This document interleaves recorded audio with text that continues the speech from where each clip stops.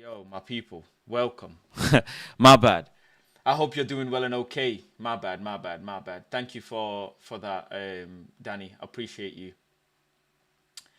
Appreciate you. Yeah, thank you, thank you. Sorry. I was doing some speaker work earlier today, working on the wires, just getting them all, whatever. Yeah. Sorry about that, and thank you. Hope you guys are well and okay. Wherever you're watching from, I hope you are doing well. I hope you are doing fine. I hope you're okay, man. I really do. I really hope you're okay. Wherever you are in the world, man, I'm here for you. If you feel like nobody's there for you, I'm here for you. Um, how was your day? Firstly, let's start off with this. It's a Sunday here in the UK. I presume it's a Sunday everywhere in the world, whatever time it is. How was your day? Have you wet? Have you wet today? What have you wet? How are you feeling? Did you have a good day? Did you have a bad day? Um, and talk to me, man. Let's talk to each other. Do you know what I'm saying? This is my community. This is your community. This is ours. Let's communicate, man. Um, Big up to Ibrahim. Big up to Unruly. Thank you, Danny, as well. I appreciate you and anybody else watching from any corner of the world. You know, just remember I'm here for you. Faz will always be here for you. Faz will always be here for you, man. 23 days in is fuck, man. It's been a struggle, man. It has been a struggle. Shit, man.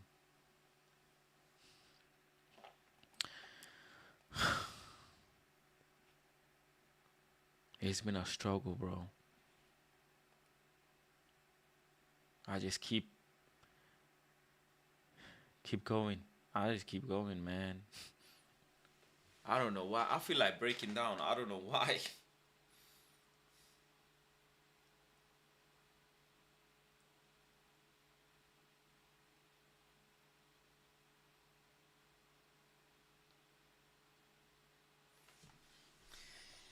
Oh man. I just keep going, bro. I just keep going, bro.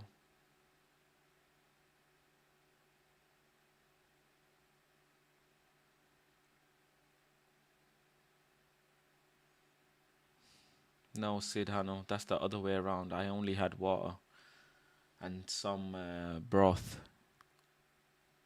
a couple times in 23 days.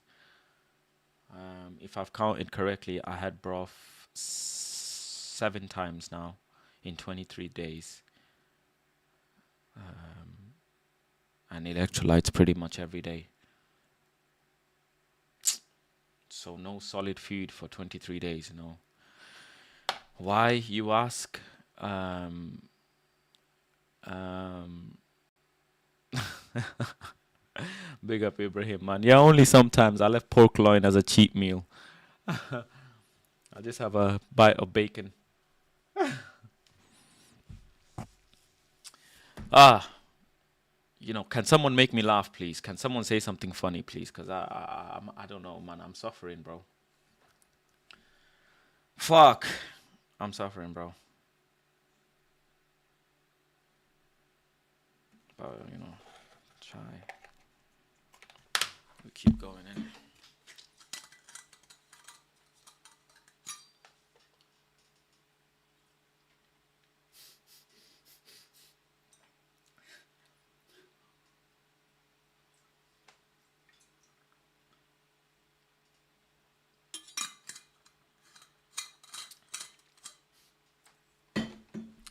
I swear, it be sometimes, yeah, they crack me up as well. If you're watching the stream, I appreciate you. Okay, so let me start off with how was my day. So I did a run today. It's Sunday. I've got football training tomorrow. I have no idea how I'm gonna get to football training. I have no money to get to football training. Um, I think I might have to ask one of my friends to lend me some money so I can go to football training. If not, I will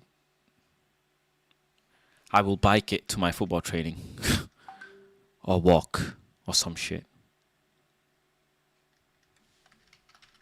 But I'm gonna get to my football training, bro. My football training from my house. How far is it from my house? Let's see.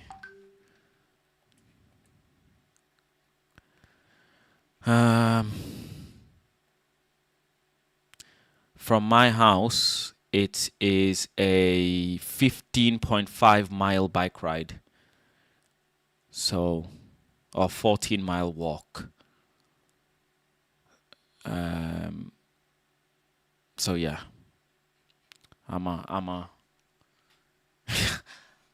get to my football training one way or another, man. One way or another, we're gonna get to my football training, man. That's the one thing I got. You know. Fuck. Anyways, yeah, I went on a run today, Sunday. I had a nice sleep. I had one sleeping tablet last night to help myself sleep, and I had a nice sleep.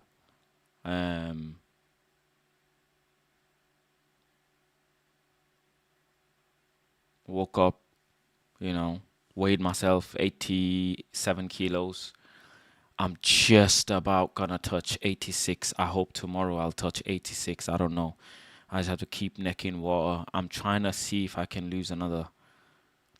I don't know. I don't even know what the fuck I'm trying to achieve with the weight, but fuck the weight anyways. I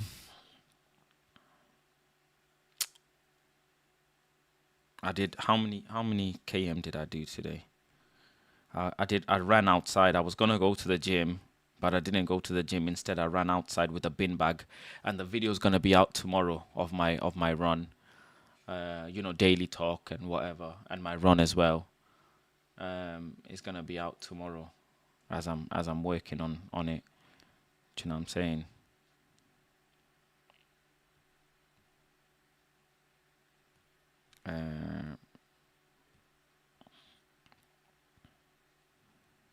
So fucking hell, swipe. Fuck man, fuck off. What was this? Congrats, you set your new PR for your 5K. Okay, well done.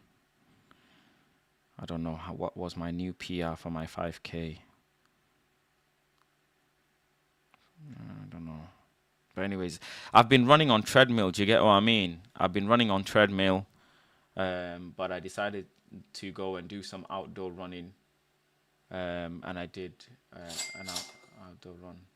Max Doman going to cook you on opening day. The stress will make you lose more weight, Koig. Big up Zein, man.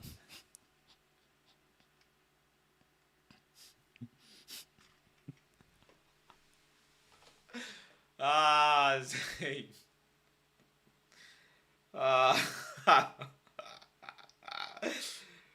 Oh man. I don't have no energy to fucking laugh. But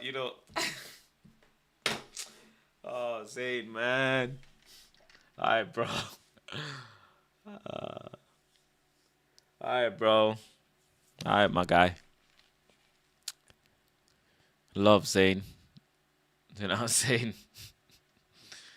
I appreciate you for the donation and good luck to your season. You know what I'm saying? You know what? Let me actually check Zain's profile picture. Oh, there he is. Yeah, Zein with a picture of Ronaldo supporting Arsenal. Ah. Oh my days, Zain's got favorites. Let's see his favorites. His favorites, yeah? This is Zain's. I can see Zain's playlists.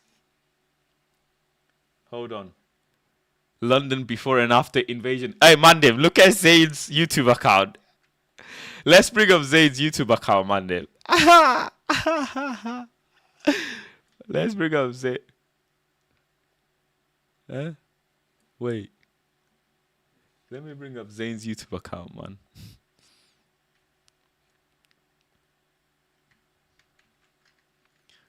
Zein Mayassi, YouTube account. The famous Zein Mayassi. Yeah. This is Zayn's YouTube account, man. Them. David Brent, Galloway, Tyson, and favorites. What's his favorites? What Zayn got in his favorites? Fallout 2 game movie. Mossab Hussein Yusuf destroys pro Hamas. Zayn is the one on the here. Village is dying. This is Zayn, man. Picture. This is a picture with Ronaldo. David Breton. Thanks. It's not unusual for us to Zayn. Let's look at Zayn's favorites. Reacts to girl punished for wearing Union Jack dress. Mossab Hussein destroys pro-Hamas propaganda. London before and after invasion. Sad truth. Truth about peace and coexistence with Israel and Palestinians. British values are revered. British Indian gives his view on Islam. I lived in Saudi Arabia. British couple gives their view. Tommy Robinson. Muslim woman destroyed. Heated debate. Katie Hopkins. How long before UK has an Islamic party approved by Electoral Commission? Newport County versus United. Watch along. When she goes out with him, when she goes out versus him, is this true? Zayn, man, is Zayn watching? Lady Gaga, Alejandro. Flying pig, flying pig, flying pig. Saeed TV breaking Liverpool hijack Hakpo. Black men of Baltimore. Blast BLM movement. Erling Haaland hat-trick. Sinead O'Connor, the funeral. Goldbridge best bits. Timber will join Ten Hag at United. Can we really trust the board? MUFC Saeed. Flying pig. Leeds. Man United. He ain't got nothing Arsenal related, you know. Man him. Zein Mayassi exposed. He can't even spell Gyökeres. Zein Mayassi is getting exposed to Ras today. What George Floyd family lawyer missing about police shooting in America? Nah, Zayn. Zayn loves Manchester United, bro. Look at all of the Manchester United favourites. Man says Gokoyo. He don't even say Gyökeres, he said Gokoyo. Bro, look, everything United. No, everything United and up teams expression out the FA Cup. Former sheriff David Clark, failing families and schools. COVID-19 government. Spurs. Morrison's has gone elimination strategy. Politics. Democrats double standards. Zayn, man, again, United. Black Lives Matter is racist, anti-America. Bro, this guy getting exposed today, bro. Zayn Mayassi. Islamic extremists in London. Zayn! What the fuck is Zayn watching?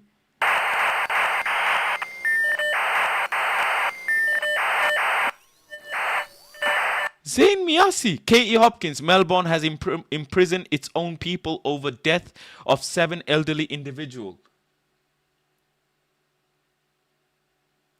Nah, Zayn. Black police officer exposes white liberal. The left wants to abolish police. Does the black community? Question mark. Don Lemon Sheriff Spa over police shooting. Man charges 1,000 to help make woman great again. Good morning, Britain. My wife is Yemenis, not Yemeni. George Galloway. The day Israel attacked America. Special series. United snub Van der Beek. Must watch this before Premier League return. Football talk. Oh, there you go. There's one Arsenal. Again, United. Politicians don't have the guts to admit COVID-19 was exaggerated. Football finances. Premier League Q&A, Said TV, Titanic, you know. I big up Vales, man. What you telling me, G? Zein, send some more super chats, bro. Go answer your questions. Answer for your crimes, bro. What does the latest data tell us? Solskjaer must stay. Mr. DT meets Goldbridge. No Pogba. Again, bro, everything to do with United. Pogba, Newcastle United. The View from Israel, a conversation from former Israeli Prime Minister. Peace proposal has failed. Well, his failed peace proposal. Manchester United agree deal for Igalo. Trump peace plan. Bournemouth versus Arsenal. Okay, Claude, rest in peace. Said TV, United. Arsenal, Chelsea. Okay, there's an Arsenal video there. Okay, United. Can Bruno save Solskjaer? United. Ty, this is Mia Khalifa. Okay, Gooning for sure. United. Scruffy Jeremy Corbyn winds up Tories. Oh my, and that's in his favourites. This is his favourites, Mandem. You know that. Zein, look, it says Zein Mayassi. West Ham Tottenham. Watch along. Best of Claude. Little White Town in North Devon dubbed as racist. Yo, Zein, man. Victoria SC1 Arsenal 1. Live watch along. Pogba, United. Burnley Chelsea. You know, again. Mourinho, United. Jewish settlers repeatedly assault IDF troops. Aye. Jewish Tottenham Watford. FC20 from United fan. Liverpool Leicester. Arsenal Tottenham. United. West Ham United. Kahanist Israeli activist Palestine's Israeli policies. Even, bro, Zein. United, Solskjaer, Gary Neville. Arsenal Tottenham. United fan watching it. Southampton United, sorry. Solskjaer press conference. That's in his favourites. Giggs questions Solskjaer indecisions. Arsenal Palace. Wenger reached his expiry date. Arsenal fan TV. Funny moments. Okay. United fan reacts to Manchester United comeback. 20 Lionel Messi dribbles that shocked the world. Ghost goodbye Sam. Muslim National School. Israeli Prime Minister says occupation is bad for us and them. Why is this in your favorites? Israeli settlers in the occupied West Bank. Titanic. Carl sees Rose letter in safe vault. I might have to watch the Titanic, bro. Israeli soldier beats a Palestinian man for asking a question. That's in his favorites. Yay. Mandim. Chai, mandim. Elderly Palestinian man confronts armed Israeli soldiers before collapsing. Israeli soldier beats Palestinian teen in the head with the gun during settler procession Hebron. Stoke City 1 Arsenal 0. It's time to it's time to buy some fucking players. Ty and Claude. Meltdown. Angry Claude. UKIP. Godfrey Bloom hits reporter Michael Crick with party brochure. I wanted to see Zein Miyassi's profile, YouTube profile, yeah? And then I seen that his favorites are public, so I'm just going through his favorites, bro. Do we look handsome and thin? Trump asks reporter during lunch with Kim. Eh?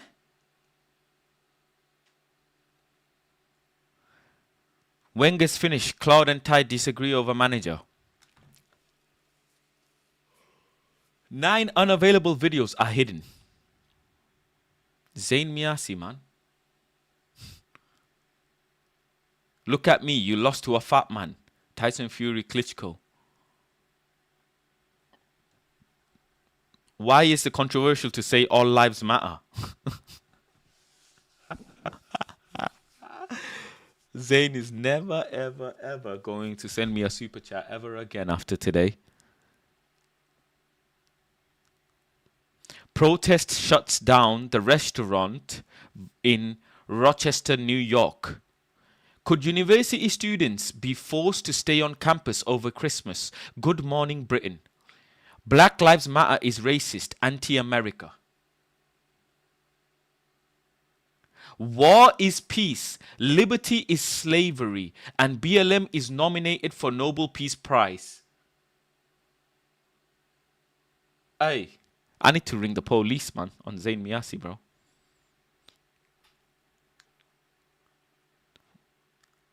Democrats' double standards, Capitol riots, hypocrisy. Larry Elder. I don't even know what this is.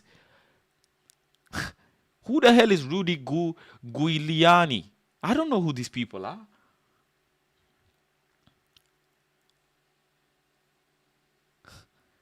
Officer Tatum goes off on BLM. Cancel culture comes from mom and dad. Dante Wright death, what you need to know. America isn't a racist nation. Officer Tatum goes off on the BBC network.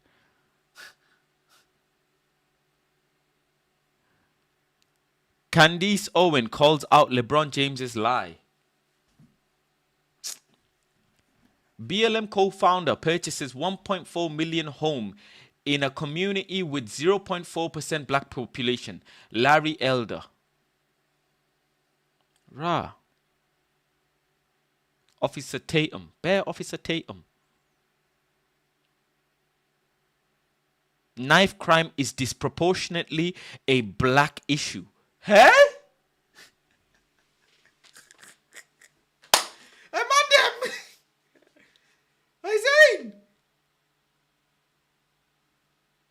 Yesu. Chai. You know you can be prosecuted for that. You know, yeah. Now, over the weekend, a police officer was slashed while he was attending a stabbing in North London, just another in the ever-growing list of knife crime on British streets. London is, yet again, set to have a record-breaking year in terms of knife crime. Last year was a record breaker, as was the year before. The problem is getting worse. So what are the stats on knife crime? Well, since 2010, the number of violent and sexual crimes that involved a knife have gone up by more than 50%. The number of threats to kill using knives have more than tripled. And this isn't just an inner-city London problem. Surrey, for God's sake, crowned as the poshest home county in England, has seen a nearly 600% increase in offences involving sharp instruments over the last 10 years. And let me say what we're all thinking. There's one group in society that is most involved in knife crime from both sides. Nearly half of all murder victims in the capital have been black. That's despite black people making up only 13% of London. And Mandim, this is what Zein Mayassi has favorited.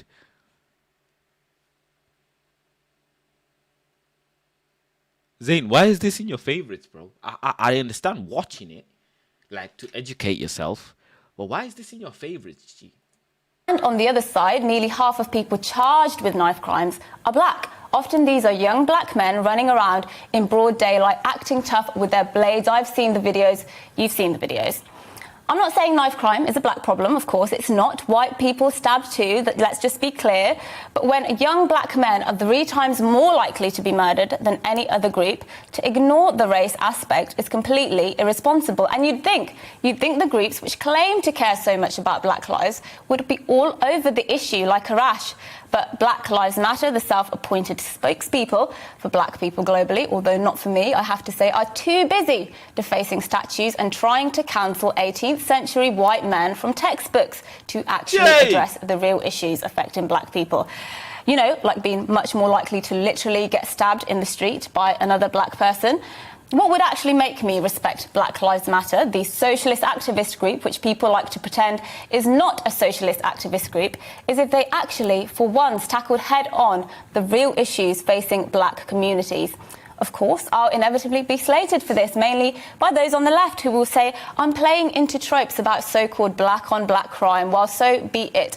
I won't cower from saying that when knife crime is on the rise, it means the blood of more black kids is on the streets and more black kids will end up in jail. And quite frankly, if you're uncomfortable with pointing out that knife crime is disproportionately a black issue, then clearly black lives don't really matter to you. Yo, man, them. Zein Mayassi. Why is this in your favorites, bro? Dr. Richard, lockdown should continue indefinitely. This is what Zein Mayassi has favorited. Rah. Bomba. Finished. Mandem. Zein Mayassi. Zein Mayassi. Zein Mayassi. What's going on? Zein Mayassi, what's going on? Chai, bro.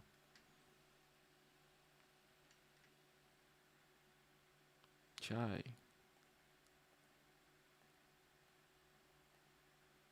Yeah, something ain't right, man. Them. I'll be real. Something don't end up. Something don't. You're finished. Man, have to rebrand. You know. Zein Mayassi has to rebrand, bro. Rebrand.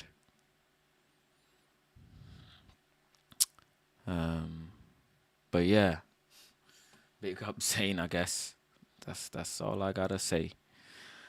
Yeah, I did run today, 6.38 km, average pace of 6.41. I recorded bits of it, so there will be a video out tomorrow about it. So moving on from the Zein Mayassi stuff, anyways. Do you know what I'm saying?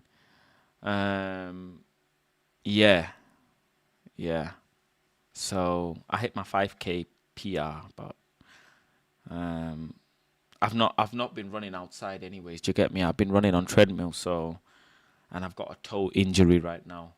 The last game I played, someone mashed my toe and it still hurts. It's healing though, but we push through it. Elevation of 43 meters, 6,000 steps overall, which is good. And did a nice run, bro. Did a lovely run. Had a bin bag on, actually. I had a bin bag on, and I ran with a bin bag. Do you get what I'm saying? I ran with a bin bag, and it was great, bro. It was great. Football training tomorrow. Planning to go to the gym. Yeah. Planning to go to the gym, and then figure out a way to go to my football training, bro. Might have to walk it, might have to bike it. Yeah. So we'll see how I get there, bro. We'll see how I get there. Hopefully God will figure it out one way or another how I'm gonna get to football training. Anyways. How have you man been? Hopefully you man been okay and good, you know what I'm saying? Yeah, the Zein stuff was just mad. I'm sure he came and dropped a super chat and got off. I don't think he's actually here. Big up Muhammad, bro. Hope you're well. Who will walk to complete his steps. We've got people like Yash who will walk to complete his steps. 15 miles walk or bike. That's a mad thing. So from my house, if I bike it, it's going to take me 1 hour and 23 minutes to bike it to football training. And then obviously train as well. So hoping if I can ask one of my friends to give me a lift. If not, we just gotta figure it out, bro. I might have to, bro. Like, you know how mad life is. I don't even know if I've got enough money for the bus. Fucking hell, mate. The bike is my best friend right now, bro. It's literally 15.5 miles. 400 feet uphill, 500 feet downhill. And then obviously, oh, don't forget, if I bike it to football training, do football training, I have to bike it back. So actually, it will be 30-mile bike ride, and then probably I'll run around if I have the legs, I'll be running around in football for do another 5 or 6K maybe running, which is what, 3 miles, so over 33 miles. Faz, your ancestors would have jogged it. Yeah, they probably would have. Big up Scorp in the chat, man. What you telling me, bro? Drink and popcorn. Drink and popcorn. Yeah, I will. I will. I got loads of videos I want to go through today. I got loads of videos. Remember when our dads would say, in my childhood, I walked 5 miles to school barefoot. Yeah. Yeah. You know, I'm feeling like I have done in 29 years of my life, I have done everything my dad did in his 50 years of life, I feel like. Literally. Literally, bro. That's what I feel like. Almost feels like I have done everything my dad did. All the mistakes, all the shit he did in 50 years, I've done it in 29 years, which is kind of a good thing. I don't know, it's weird how I compare situations between what happened to me and my dad. It's actually mad. Apple don't fall far from the tree, as they say, innit? Yeah. Faz, you're 10 years older than me. That's crazy. Why is that crazy? My mom and dad had sex and gave birth to me 10 years earlier than your mom and dad had sex. Why is that crazy?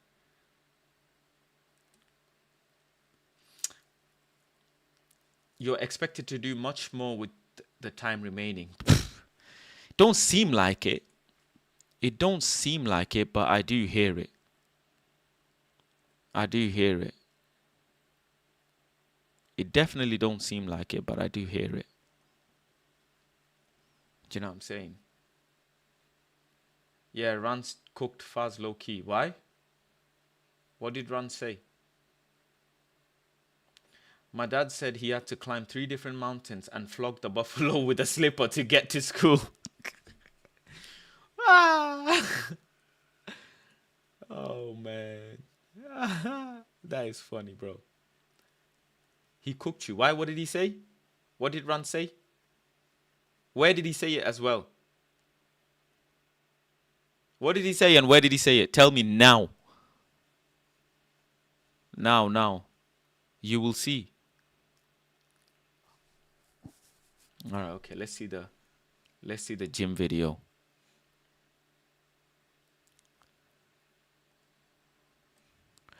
Ronnie.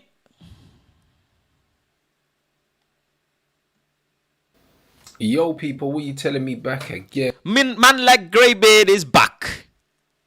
Soon he's gonna have grey eyebrows as well. Hold on, it's not come up actually on the. It's not. Mr. Greybeard. Yo, people, what you telling me back again? Yeah, soon. Yeah, his eyebrows are gonna go grey as well. With another one, and it's been requested. So I'm gonna do pretty much a full day of eating to let you lot know, innit? Like what I eat. Big up everyone that's been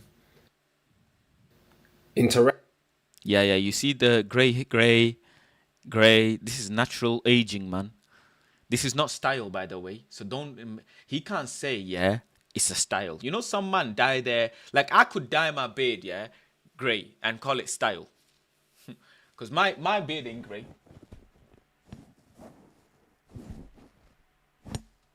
Yeah? People have wisdom tooth, he's got wisdom beard. Big him up. Acting with the vlog with Vidal, my brother, that went up last night, and yes, the response has been sick. So Yeah, loads of people were in the live chat basically asking what I eat. So I'm gonna give you guys an idea about what I eat. Today's a moderate day, so it's moderate calories. We're on 1800 today. So yeah, I'm just gonna weigh myself as usual, see 1800, where I yeah. am, Okay, and then I'll that's show you you can what still pack in a lot of food for 1800, like a lot of veg and stuff. I have as like my first quote unquote meal of the day before I go in the gym, and then we're gonna go in the gym and train. So 18.8 kilograms Safe. this morning. I have here Safe. high strength omega 3s, and I've just got like a multi. You got 2 phones, you know.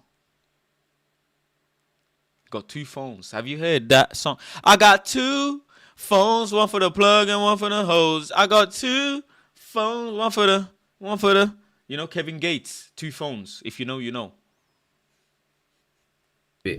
So that's what my nutritionist has got me having at the beginning of the day. So I always start the day, every single day, with 2 bananas, yeah, just to have something in my system, and then I take the multivit, and then with my electrolytes, you'll always see me drinking these on screen.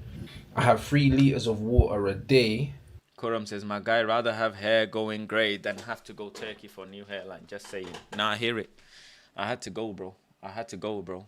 Like my shit was concussed.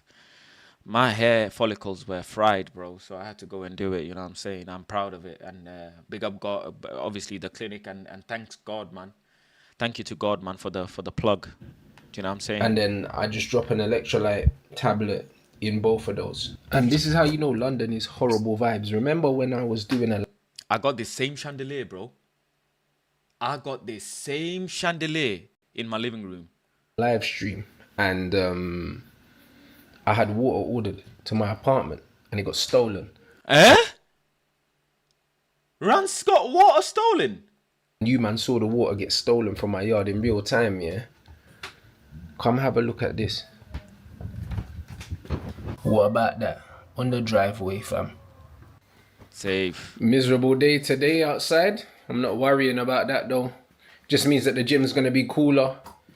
And yeah, man's gonna take you to the gym. You know one thing I'll tell you, yeah? You know, Rance. Big up Howie, man. I hope you're well. You know, I can't believe someone stole water, bro, from Rance. Because that shit's fucked, bro. You're drinking haram water, bro. Why would you steal water? Fuck, man. Man said he stole his water, you know. You're drinking that water and you know, bro, you're going to end up getting punished. I'm a big believer now in punishment from God. Do you get me? Karma, punishment, I'm real, bro. Don't do fucked up shit, and fucked up shit's going to happen to you. You know what I'm saying? Why would you steal water, bro? But anyways, I was saying, yeah, you see Rance's lifestyle and Rance's level-headedness is something I admire so much. It's so good. It's so good. Yeah, Rance's just way of thinking and level-headedness is so good. A lot of things Rance says I don't agree with, but there's a lot of things I look up to him, you know, for, and it's really inspiring. I just put on my outside shoes.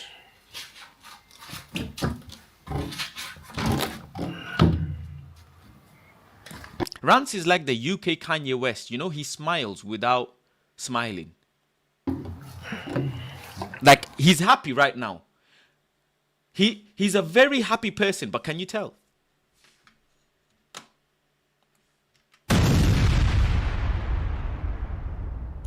This guy is dead happy right now, but can you tell? You know what I'm saying? Tell me I'm lying though. Yeah, bruv. Next stop is getting this garden sorted as well, man. Next stop is getting this garden sorted, man. But it's a bit of a mess right now. But yeah, this is what we're dealing with, people. Cheese bomba. That is yeah. Nice one. Got my DBZ stuff that I bought. The hell is that? Dragon Ball Z. DB. Why for that? Pause. Why is grown man dealing with dragons and balls, bro. Leave that for the young G's, bro. Leave that for the 5-year-old and 6-year-old, man. I got my reverse treadmill here that I do for my walking knee part, huh? to Oh, build up reverse. the muscles. I got Right, my right. Swiss bar. Swiss bar. That's a sick bar. That is a sick bar. I've got one in my gym, and this bar is sick. Got weights there. Got Lovely. 150 kg worth of weights. Lovely. Nice brand new weights. Yeah, that's calm. Blacked out rack, man. That's perfect. You can do everything in there. You can do everything in there. Pull up, yeah. Bar there, squats, And I got everything. the all black 20 kilo Nice. Olympic bar. The wall looks nice as I well. got my spin bike here. Someone, hold on, chat. Right, okay. Yeah. My calisthenics parallettes. And then I got like a step box as well to do some more rehab for the knee. That's nice. He's got a nice bike. That's clean. That's clean. I'll read the chat in a minute. I see some of the comments. I'm gonna come back in a minute. And then I've got my adjustable dumbbells. Oh, that's perfect. I love these, man. Save space. Absolutely love these because I don't need a whole rack of dumbbells. I can just adjust the weight by lifting this up and dropping it, and it goes all the way up Yeah, lovely. to 34 kilos. So Lovely. it goes from 5 to 34. Yeah. So yeah, Perfect. got everything I need The wall is nice as well. in this small space. Is this his house in Jamaica? The wall. Is that the view from his house in Jamaica? Is that what he's got on here? And yeah, it's just outside.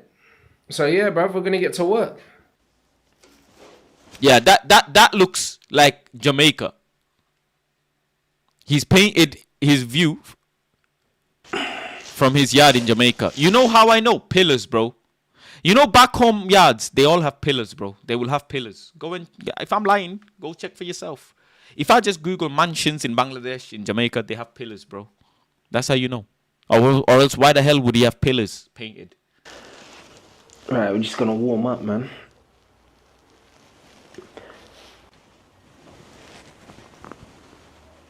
I think I heard some knuckles crack. Yeah, can you man hear cracking? And I don't even lift heavy anymore. I just don't need to, man. Do you know what I mean? My calories aren't that high. And also, it's just kind of, I just like to do a little bit every day. Do you know what I mean? I don't need to go too heavy, bruv. I don't need to go too heavy. Too many people out here mashing up their joints. Yeah, I and agree. doing I definitely agree. too much, bruv. I just don't need to do too much, man. I've been training in the gym for like 20 years now, bruv. So I ain't really got to do too much, bruv. What's good, Seth? Just ticking over. Like today's a moderate calorie day, so I'm not eating loads, and I don't want to have to refuel. You get me? So I like to go reasonably heavy enough that I can be sensible in it and just control the weight up and down. That's good. That's about it, to be honest, man. But yeah, I'm just not doing foolishness. The volume's not too high. Oh, this is a pantry. It's got see-through glass roof. Nice. And the weight's just heavy enough just to feel like I've done something, man. But You it's shouldn't funny be because smoking I weed seen anyways, something, bro. Allow the weed, man. I think Faz was doing a reaction to my vlog yesterday, and one idiot must have said something along the lines of, Rance is fighting a guy coming off, I think like, I don't know, however many losses or whatever. Do you know what I mean? A 40-year-old man or something like that. Brother, I'm 37 years old. Fighting a brother that's a few years older than me. It's not my fault he looks a lot older than me, bro. Safe. It's not my fault. Do you know what I'm Makes saying? sense. It's one of them things where he's a journeyman. He hasn't got a good pro record, but journeymans don't have good pro records. True. Do you know what I'm saying? But his influencer record is better. And also, it's my second ever fight. If I was a pro and I was going into a fight and I was 18 years old, they would probably put me in the ring with somebody my age. Do you know what I'm Right. saying? With a big losing record, bro. Yeah, Certain yeah, people just yeah, don't yeah, understand yeah. fighting. Journeyman, And yeah. also, a normal boxing journeyman, yeah, that's probably lost 50 fights. will fuck up the average person. Yep. So looking at Yup. somebody that's had a million camps, or Yeah. even journeymen, they don't even really have camps. They kind of I stay seen journeymen mash up some people, yeah, and cause an upset, you know. in shape all year, and whenever the call comes, they go and they fight. Big up These Seth, guys man. have fought so many fights. They got mad experience. They're not gonna have to worry about nerves. They're not gonna have to worry about nothing. Do you know what I mean? I was meant to fight Penders, yeah. It would have been his second fight as well. Do you know what I mean? But fight night could have come, and the nerves could have got to Scott, and he could have bottled it. I'm not saying that's what's gonna happen. Do you know what I'm saying? But that was. How do you define journeyman? It's a boxer who fights just to get paid, and he fights people who are clearly on a journey to become, you know, champions in the future. They're just like a stepping stone, basically. was gonna happen? But the point is, yeah, there's so many different things that go into fighting. Journeymen get paid like outside of just 1-2 being grand a able fight, to like that. innit? 5 grand a One fight. thing I know about this fight is he's been here a million times. He's already fought misfits. He's fought better fighters than me. He's not going to be worried about me. He's not going to be worried about the occasion. I know I'm not going to be worried about the occasion because I know my temperament. But at the same time, there's nothing that he ain't really seen before. Do you know what I'm saying? I'm new to this shit. So there could potentially be stuff that I haven't seen before. So that's why he's so confident for the fight. I don't care about his record. I took the fight because I want the fight, innit? So it just is what it is. A lot of people just don't understand fighting. And it's always these little chumps that want to talk shit, yeah?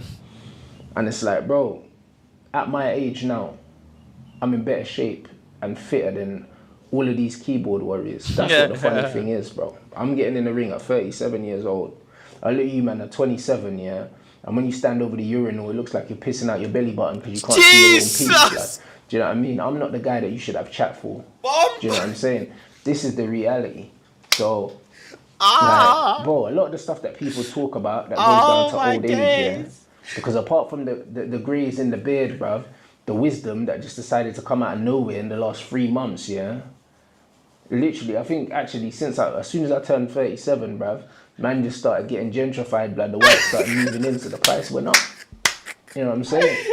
All of a sudden, it's like, because I don't look my age, do you know what I mean? I ain't trying to dye the beard. I don't give a shit. I could shave my beard down, cut my To be fair, if he shaved his beard, yeah, he'd look 10 years younger as well. down and look Most men, considerably anyways. younger. I don't look Oh my shit, age Rats anyway. is in the chat. Do you know what I'm Big up saying? Rats.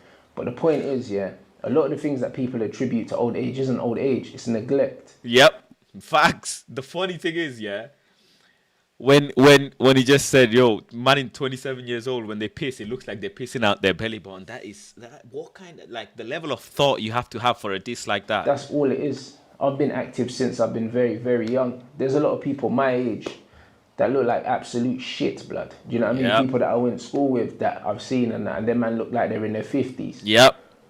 And people say, oh, when I was younger, I used to eat whatever I want. And now, because I'm getting... It's not because you got older. It's because you got lazy, bruv. Yep. That's all it is. I sit on my ass for a living, yeah? And I make it a priority to get up and move around and do shit every single day. I do a minimum of 12,000 steps every day. I'm going to go for a walk today around the lake to get some steps in. I've only done 1.5K, but it's only midday right now. So on a nothing day, I've done 12 to 15K steps. You know, Rance looks like someone, yeah, that has, like, experienced a lot of life, you know. Like, what did I tell you before? Like, this is the face of a man, yeah? Where is it? This is the face of a man that is extremely happy. He is very happy, but you can't tell. I tell you, he's the Kanye West of UK. Look at how happy he looks. But you just, like, you have to suffer in your life, yeah, to know, bro. I can tell he's so happy by just looking at his face. I don't know, as mad as it sounds, I can tell. Crawford's my age. Usyk's older than me. I've done 12 to 15K steps. And this is why yesterday I rang Saeed and put him on blast, and I didn't stop ringing him. How old is Saeed? 30 odd, nearly in his mid 30s, and I'm on to him. I'm going to terrorize him, Because he's just doing them itty bitty steps of 10, 12K, 11K. I'm on to his ass, man. All of the bread, all of the success he's got. But his kidneys and his lungs and his heart, man, I need to get him fit ASAP. I can't be getting in shape, yeah? Get from 128 kilos to 80 kilos myself, and my boy is not getting fit. No, someone did that to me. My best friend flogged me. I did that, and now I'm gonna flog Saeed, man.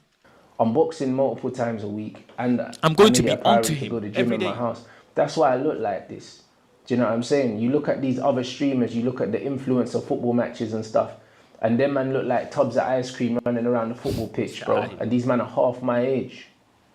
Do you know what I mean? So Yeah. there's literally a 3-year age difference between me and my man. I'm an 88 baby. I'm the same age as fucking KD and Steph, and they're still performing at the highest level. Do you know what I mean? Fucking Terence Crawford's my age. Safe. He's 6 older than me, I think. Do you know what I mean? I think Tyson Fury's my age. Do you know what I mean? And these men are still competing at the highest level. So if you're a young G and you look like shit, that's your problem. Yep. Ain't no fucking way there is any excuse. I've been like this fasting shit. I'm telling you, you man are fragile. You man are weak, and that's good. You know, we the world needs weak men. So people like me and Rance and you know, we can become successful and employ you man to run around for us.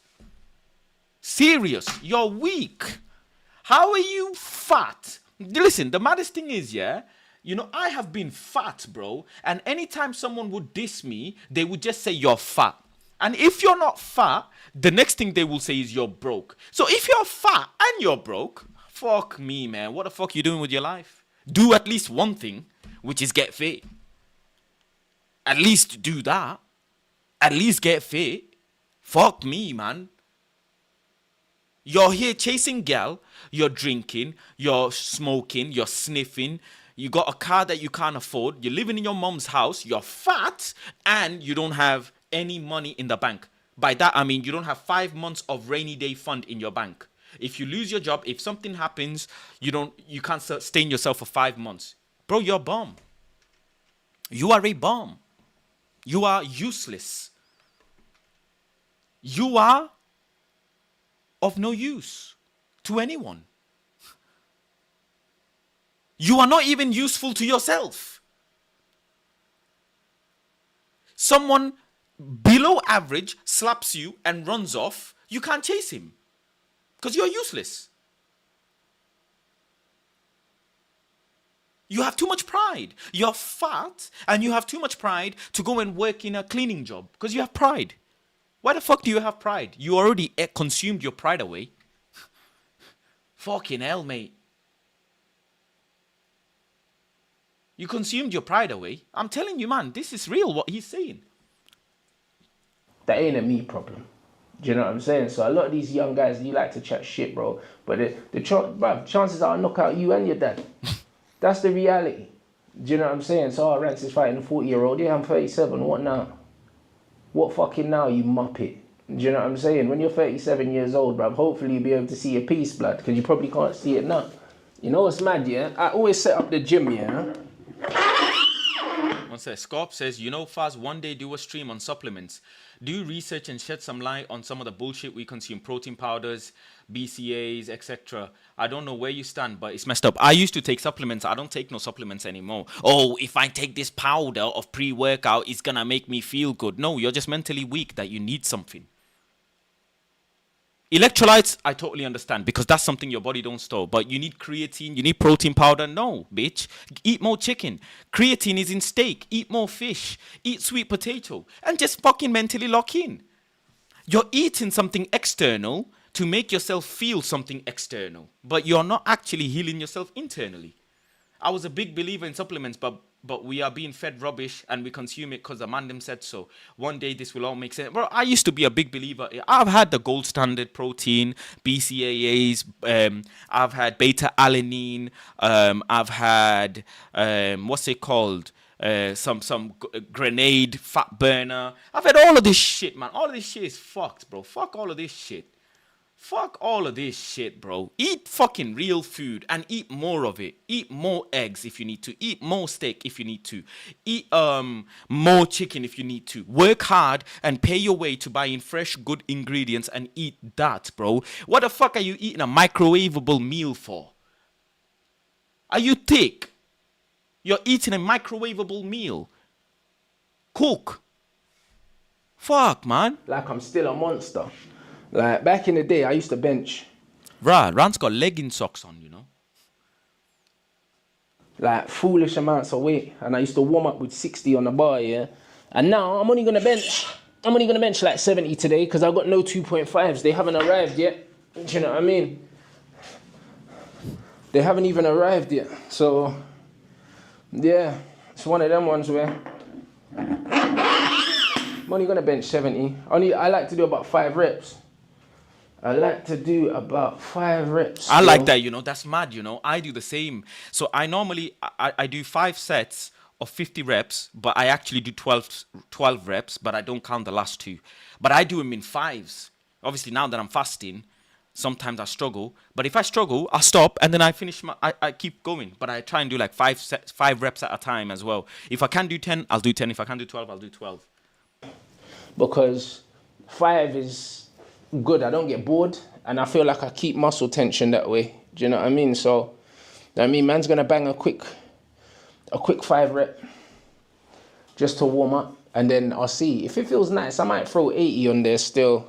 Rand said, "Yeah, you're spot on. Only reason why my nutrition has me on multivitamins and omegas is because I'm in a long deficit. When I'm cutting weight, I take nothing. Can get it off." Do you know what I mean? I might take 80 for a ride. That's my body weight. So facts. I don't know. Now you lot are watching, I might have to do 80. You know the ones. I know I can, but meant to be chilling, blood. You know, like that. Meant to be chilling. We'll see, bro. Let's see, man. Can't lie, bruv. Peer pressure and that. I might have to bang the 80s. Might have to take the 80s for a ride, you know. You hold the bar a lot closer than I do. I normally hold it where the lines are. It on the roof as well. I can see it. I hold the bar a lot wider. Can't lie, but and nice and controlled as well.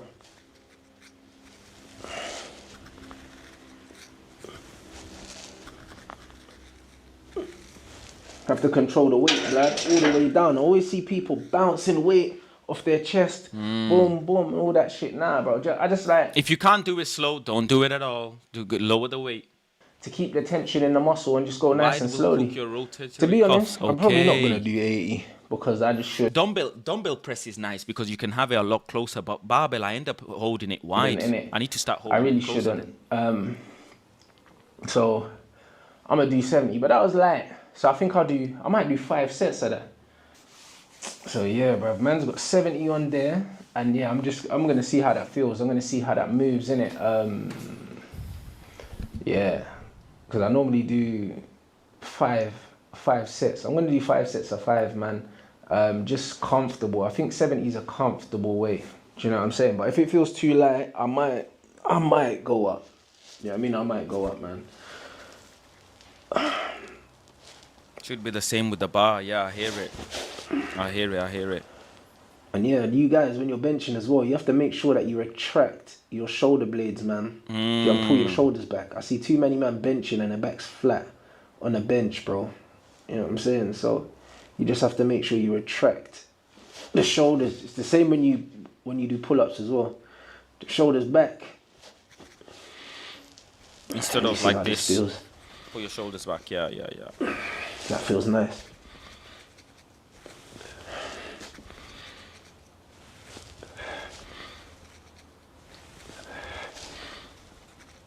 Oh man, do you know what I mean? I might just leave it here. But yeah, nice controlled tempo. And then call it a day, to be honest. Well, on this, and then I'll do some pull-ups because I love to do my pull-ups as well. But yeah. I'm trying to get better at pull-ups. I'm not pull-up and dips man. is not this my is strength. The home gym, man's just gonna get this working, people. And rest times, I don't count my rests, bruv. I just go when I feel good, bruv. It's just all about the overall volume, man. And to touch on what I was saying earlier about neglect, bruv, and like the aging process.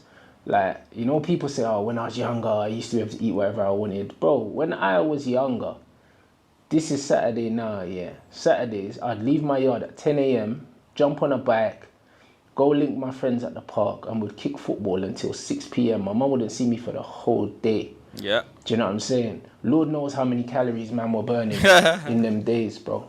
This is what man was doing when they were younger. It's not that your metabolism slowed down because you got older. It's you just got fucking lazy, bro. Or your priorities changed and you're doing other things. That's all it is, bro. No, I can do pull-ups, but not as many as I want to do. I'd like to do more. I'd like to be able to do like 25 pull-ups straight, 20 pull-ups straight. I could rust off about 10, 12. But maybe I could push myself to 14, but I want to do like 20 pull-ups straight. Do you know what I'm saying? Like I've done numerous research and it shows you that there's minimal change in your metabolism. Do you know what I mean? Up until as far as like nearly 60 years old.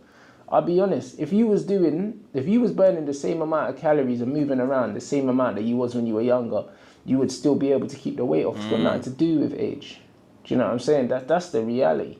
So literally, you can be as fit as you need to be up until whatever, especially when it comes to stuff like cardio and stuff like that. When it comes to strength, of course, like when you get older, you get to a certain point, you're going to get weaker. Do you know what I mean? But in terms of like general fitness and endurance and being able to maintain like your body fat and all these other things, bro, you're fucking lazy, man. That's all it is. Do you know what I'm saying? Like, you're not going and knocking for your friends no more and outside running around. Do you know what I mean? Man's playing knockdown ginger, kicking off doors and running away and shit like that. Do you know what I mean? You're not doing that no more. So, literally, a lot of these men now, like even when I was younger, when I wanted to play video games with my best friend, I used to have to get on my bike, ride to his house, which was probably about a 30-minute bike journey, to go sit down in his house, play PlayStation, and then ride home after. Do you know what I'm saying? Now, I could just go online, so I don't have to get up and go nowhere. Yep. And that's why a lot of these youths are fat. Do you know what I mean? They're fat and they're feisty, bro. Do you know what I'm saying? So we need to bring back. Not even just fat. A lot of the man them, you know, online anyways, or just in general, a lot of the man them are weak and unfit. Blood, and we need to bring back body shaming because these fat youths here are too feisty. But yeah, fuck it. Same. Round 2. Yeah, you might see skinny man as well that are just weak, bro. Do you know what I'm saying? That are weak.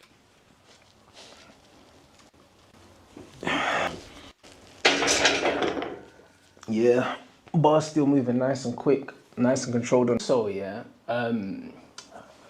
people have been asking what I eat, but I'm going to tell you how I eat as well. Obviously, you've seen me. I had my 2 bananas, had my multivit, drinking my electrolytes, and I dashed 80 on there still. I couldn't help myself.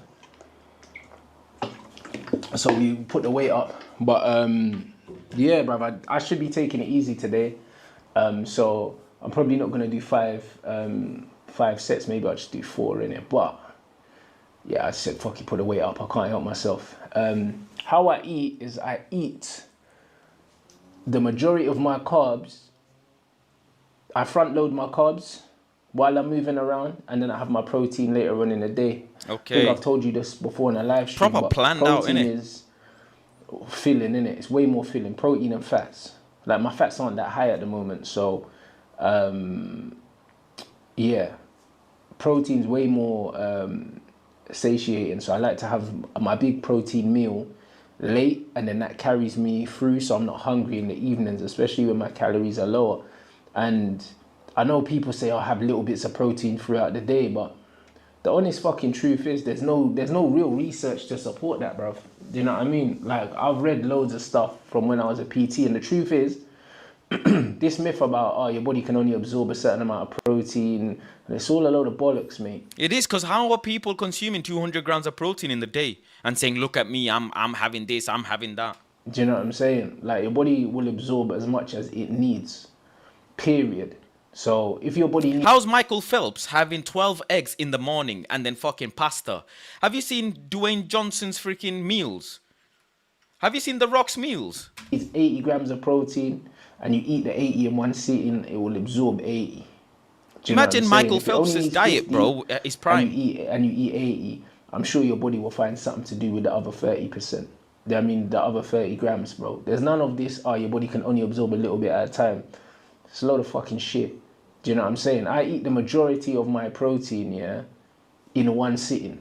Yesterday, I ate a whole chicken. I went to Nando's. See what I'm saying? There I you was go. only on my low calorie day yesterday, which was 1,600 calories. I literally had, for the day, I think I had a couple of my 2 bananas that I always have in the morning. And then I pretty much fasted for the rest of the day. And then I went to Nando's and I slapped a whole chicken, a whole medium chicken at Nando's. And then I had a punnet of blueberries for dessert whilst my premiere was on yesterday. And I woke up this morning and I think my weight's either down or I think my weight's down 0.1 or something. I was 80.9 before, now I'm 80.8 or something like that. It's a lot of bollocks, bro. I slapped a whole chicken at about 7 p.m. Like, so all this, you need to eat the little bits of protein throughout the day. It's a load of shit. Do you know what I mean? What I would say is, because protein takes longer to digest and it's more satiating, especially if your calories are low, have loads of protein at dinner time, man, because that will just tie you over to the next day. You don't have to do it, but that's just what I like to do, especially when I'm moving around during the day. I get the majority of my carbs from fruit, and fruit is super light. Do you know what I'm saying? You can eat a good amount of volume of it. There's loads of water as well, so it hydrates you, and you don't feel heavy. Like, you can eat a 300-gram punnet of blueberries and just get up and walk and get about your day, bruv. You slap a whole chicken, yeah, your body wants to digest Take that. time and with takes it, a yeah. bit more time. So, my post-workout, I got Jaffa cakes. You know what I'm saying? Because Safe. you man know I I like. love Jaffa cakes, man. That shit my weakness, bro. Oh, bro. Jaffa cake. You know, the cake made out of Jaffa cakes? That's my weakness, bro. My fizzy fish and stuff like that. But it's funny, I went shopping yesterday, and Jaffa cakes used to be my favorite thing. My mum used to buy me. Same, you know. Was it Christmas? Yeah, at Christmas you Jaffa used to be cakes. able to I get could ras through packets of the Jaffa long cake. tubes of Jaffa cakes, the really long ones. I think they were like a meter long or something. Or maybe it was even longer than that. And I just saw them. I said, I ain't had Jaffa cakes in ages. And because I'm cutting right now and I don't have a cheat day, in my moderate days, my 1,800 calorie days, and my high days, 2,100, I try and put something sweet, a treat in there, innit? So I either have my fizzy fish, or I might have Skittles, like post-workout or something. I weigh them out. And today I said Jaffa cakes, the same amount of calories as my packet of fizzy fish, but I get to have my Jaffa cakes. Do you know what I'm saying? So it is what it is, bro. That's why I don't feel like I'm missing out on anything when I'm cutting and dieting, because I just make sure that these things fit into my macro. No, I'm not breaking my I'm not breaking my fast, for Jaffa cake, because I know I have, 6 days left now. Do you get what I'm saying? I have 6 days left. I weighed in at 87 kilos, just slightly above 86, so I'll probably be 86 tomorrow morning. I'm just gonna rush through, keep going through my bin bag workout that it is, and shred the rest of the weight that I can. And then when my fast breaks, I'm gonna have 1 day of treat, and then back to I've got my meals already planned out for the next like 1.5 months at least. I make sure I still hit my 140 to 160 grams of protein. Then the fats and the carbs, man, trade them off. I always try and give myself as much carbs as possible without going too low in fats, innit? Because obviously your body still needs fats. But yeah, let's knock out this set at 80 and see how these plates are.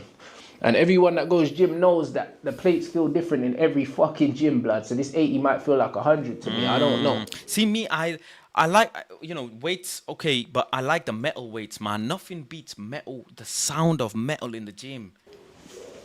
What's your weight goal? I don't really have a weight Let's see goal, where we to are, be fair. bro. Don't Let's let me see, down, innit? bro. People 75 are watching. maybe, I don't know. Yeah. All right. 3, 2. The money.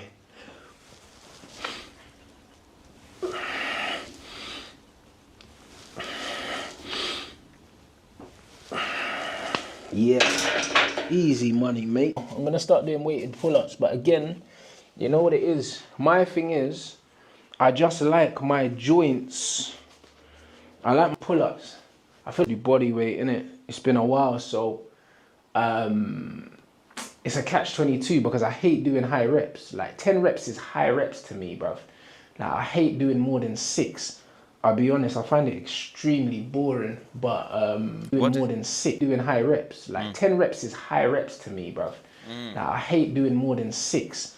I'll be honest, I find it extremely boring, but yeah, I'm just trying to find a happy medium at the moment. So I think I'm just gonna do 10 pull-ups, 3 sets of 10 pull-ups, and then eventually I think I'll increase the weight and then drop down to maybe 6 reps in it. But with pull-ups, I kind of like to control them. I like to control them, and I like to feel the squeeze in it. Like, a lot of people don't do pull-ups. I love them gardening gloves in the gym. You know, some man wear them gardening gloves, them outdoor gloves. I like them. Properly, they don't lock out. And when I say lock out, I mean fully extend, not lock. Real bolo man them, yeah, in the gym. I've seen them wear them gloves, them gardening gloves. I like him. Lock out as in elbows aren't soft or whatever, but they don't go to a full hang in it. You see people going at stupid pace. So I don't know, I just like to feel mine in it. So I have to put these gloves on or else my hands will get ripped up.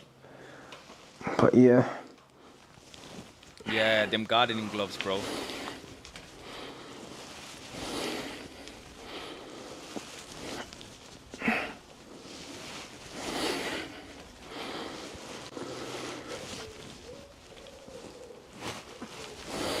Eventually, I want to see if I can start doing muscle ups, man.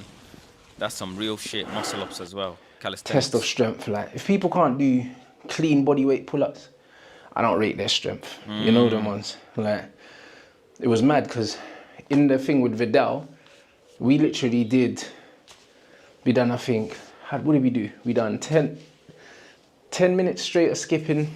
Then we done about 6 rounds of shadow. We done some technical work. We done maybe 6 rounds on a bag or more.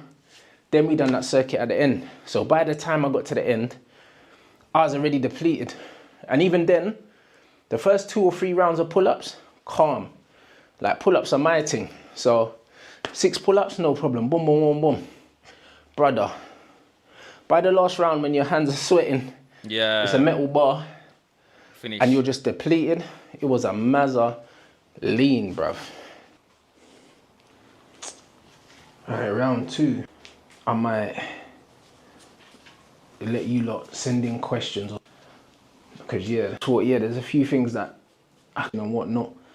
And, yeah, I'm sure there's questions you lot want to ask me.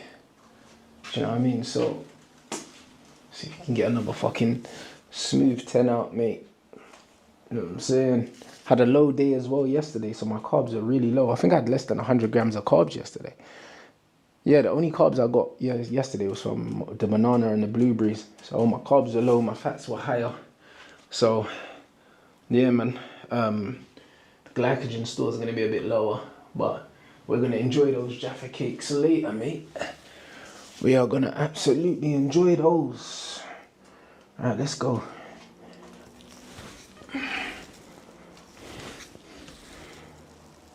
Yeah, pull-ups is Rance's thing, innit? Everybody's got that one thing that they like. Lovely. Lovely jubbly, mate. 1 more set to go. That was relatively comfortable. I thought I'd be more uncomfortable, so. You can build a gym for cheap, you know. You don't actually need mad stuff. You know, a lot of weights you can get in scrapyard, Facebook Market, stuff like that. People are giving away weights, bro, for cheap or free. Yeah, man. I can't lie, I'm feeling fit at the moment. Then I get to enjoy my Jaffa cakes, mate. Hopefully this weather gets better, man, because I need to go for my walk. Seeing rain clouds, though, man. Seeing bloody rain clouds everywhere, man, but... at least it's cool, though, because, boy, when I built this gym, I was worried, innit? Faz, you what? Start the pull-up mileage. What do you mean? Because I was like, you know what's fucked up about this country? This country is never hot enough for long enough to even make it worthwhile having any sort of air conditioning. But when it does get hot, it's that nasty, like, back of the PlayStation heat. You know them ones, and it's like, this place gets really, really hot in the summer. Obviously, we've got kind of like protective kind of tints on there to kind of stop it getting crazy, but it still gets hot, man. It gets hot as hell, but it's super cool. It's because I like to get fresh air in. So it's like I'm outside, but I'm not outside, innit? Like none of this is in any danger of getting wet. Like I think a couple days ago I trained in here and it was raining. The thing is, I wouldn't mind a home gym, but I do like to talk to different people when I go to the gym. I've met some really nice gentlemen in the gym, do you know what I'm saying? My gym's got a sauna, jacuzzi, 2 pools. It's nice to be able to use all them facilities as well every so often. Doors open, it's fine. So it's great. Alright, last set, this motherfucker. What's the scenery in the back meant to be? It's his house in Jamaica. That's the view from his house in Jamaica. You get me? And then I'm gonna go enjoy my Jalla cakes, mate. When I'm in the gym, I want to train and go home. I hear it. I hear it. I like the cold bath and stuff like that. You know what I'm saying? But if I had the money, I would have built all of that in your gym, in my own gym. You know, sauna, cold bath, all of that stuff. And yeah, man, I'm closing in on that 79 kg, mate. I'm closing in. Yeah, people be hella loud as well. Yeah, but I just do my next work. Couple weeks, I'll be down, and my fight is in exactly 4 weeks today. So this time in I pretend I'm in Jamaica when I'm in the gym. Going back in October, international break. 4 Safe. weeks, I would have Nice one.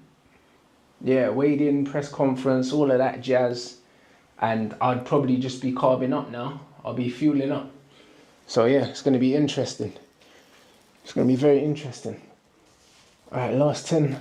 Bro, I see all sorts of people in the gym, bro. I'll tell you next week after my fast, I'll just see all sorts of people, bro, in the gym, bro. All sorts, bro.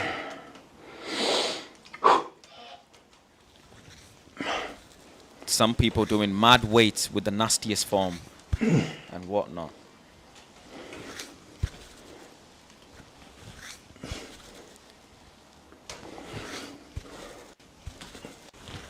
When I come down, I make sure He makes sure you go all the way down. You see, people start pulling up from there. People will go halfway, like people will pull up and then they'll start pulling back up from here. You need to fully go there. You see the stretch? That's the proper way of doing a pull-up. my head back in between my hands, then I have to retract the shoulder blades and then pull up in it. So I'm getting a full stretch in the lat. You get me? So man's getting a proper activation, feeling everything, bruv. You always see people fucking doing pull-ups and then man are not straightening their arms. They're coming halfway and doing all that idiot thing, bruv. So that's me done. Half like rep I've got carries in the dumbbells, gym, yeah. but the truth is, I don't train arms, I don't do curls or nothing like that because I can't be bothered. It doesn't make sense. Do you know what I mean? Every bicep exercise is just that. Like, it's a fuck. He don't like working arms, but me, I like working arms and triceps. You know? I like working Boring, forearms. bruv. That's why I like got to this. just do compound exercises, call it a day. Got the dumbbells because they match, bruv. I don't know if I'll ever use them. Gives a shit, innit? Do you know what I mean? Maybe Everybody got special if man, exercises that they like. I don't know. I was gonna say if I'm going out, I might want to get a quick pump, but man, I don't go nowhere. So, man, fuck them, innit? Well, I say if I'm going somewhere, quick pump. So yeah, man, man's just going through your Safe. comments now, man. I appreciate everyone that supports the channel. Man's gonna chill. Do you know what I mean? Do a little bit of life admin, bruv, and enjoy these. You know what I just clocked as well? A lot of you lot know I've had 4 knee surgeries. Look, that's the war scar. Say 4, you know. Rance, did you not chew chicken bone when you were growing up? Or did you not have like cow foot? Or lamb foot? Or like, did you not suck the inside of the bones and that? This bad boy right here. Do you know what I mean? We've been man. in the trenches, mate. Yeah. We've been in the absolute trenches. This big scar here, and then I've got fucking keyhole scars here. You know keyhole scars is where they put like needles in, innit? Here. And then work Trust it or me, something like that. and then we've been cut it. through it, mate. Do you know what I'm saying? So, you see me, the age I am. Yeah, it don't make sense for Rance running no more, man. And what I've been through physically, yeah, to still be up and moving Oh, around the camera, every okay. single day and be active. No one's got a fucking excuse, blood. Like, I'm not trying to hear it, blood. I'll be real. I'm not trying to hear no excuses, bro. Because man's been in the trenches. Yeah, man. Do you I'm know what I mean? feeling. But I still get up and get it done every single fucking day. Just getting them steps in. Yeah, just cheesing.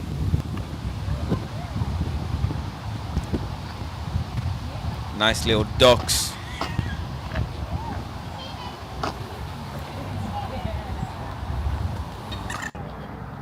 Nature. Yeah, It's a fam, nice I'm area, never that. going back to the hood, cuz. Never going back. I must say, never going back to the hood. Just casually getting my steps in.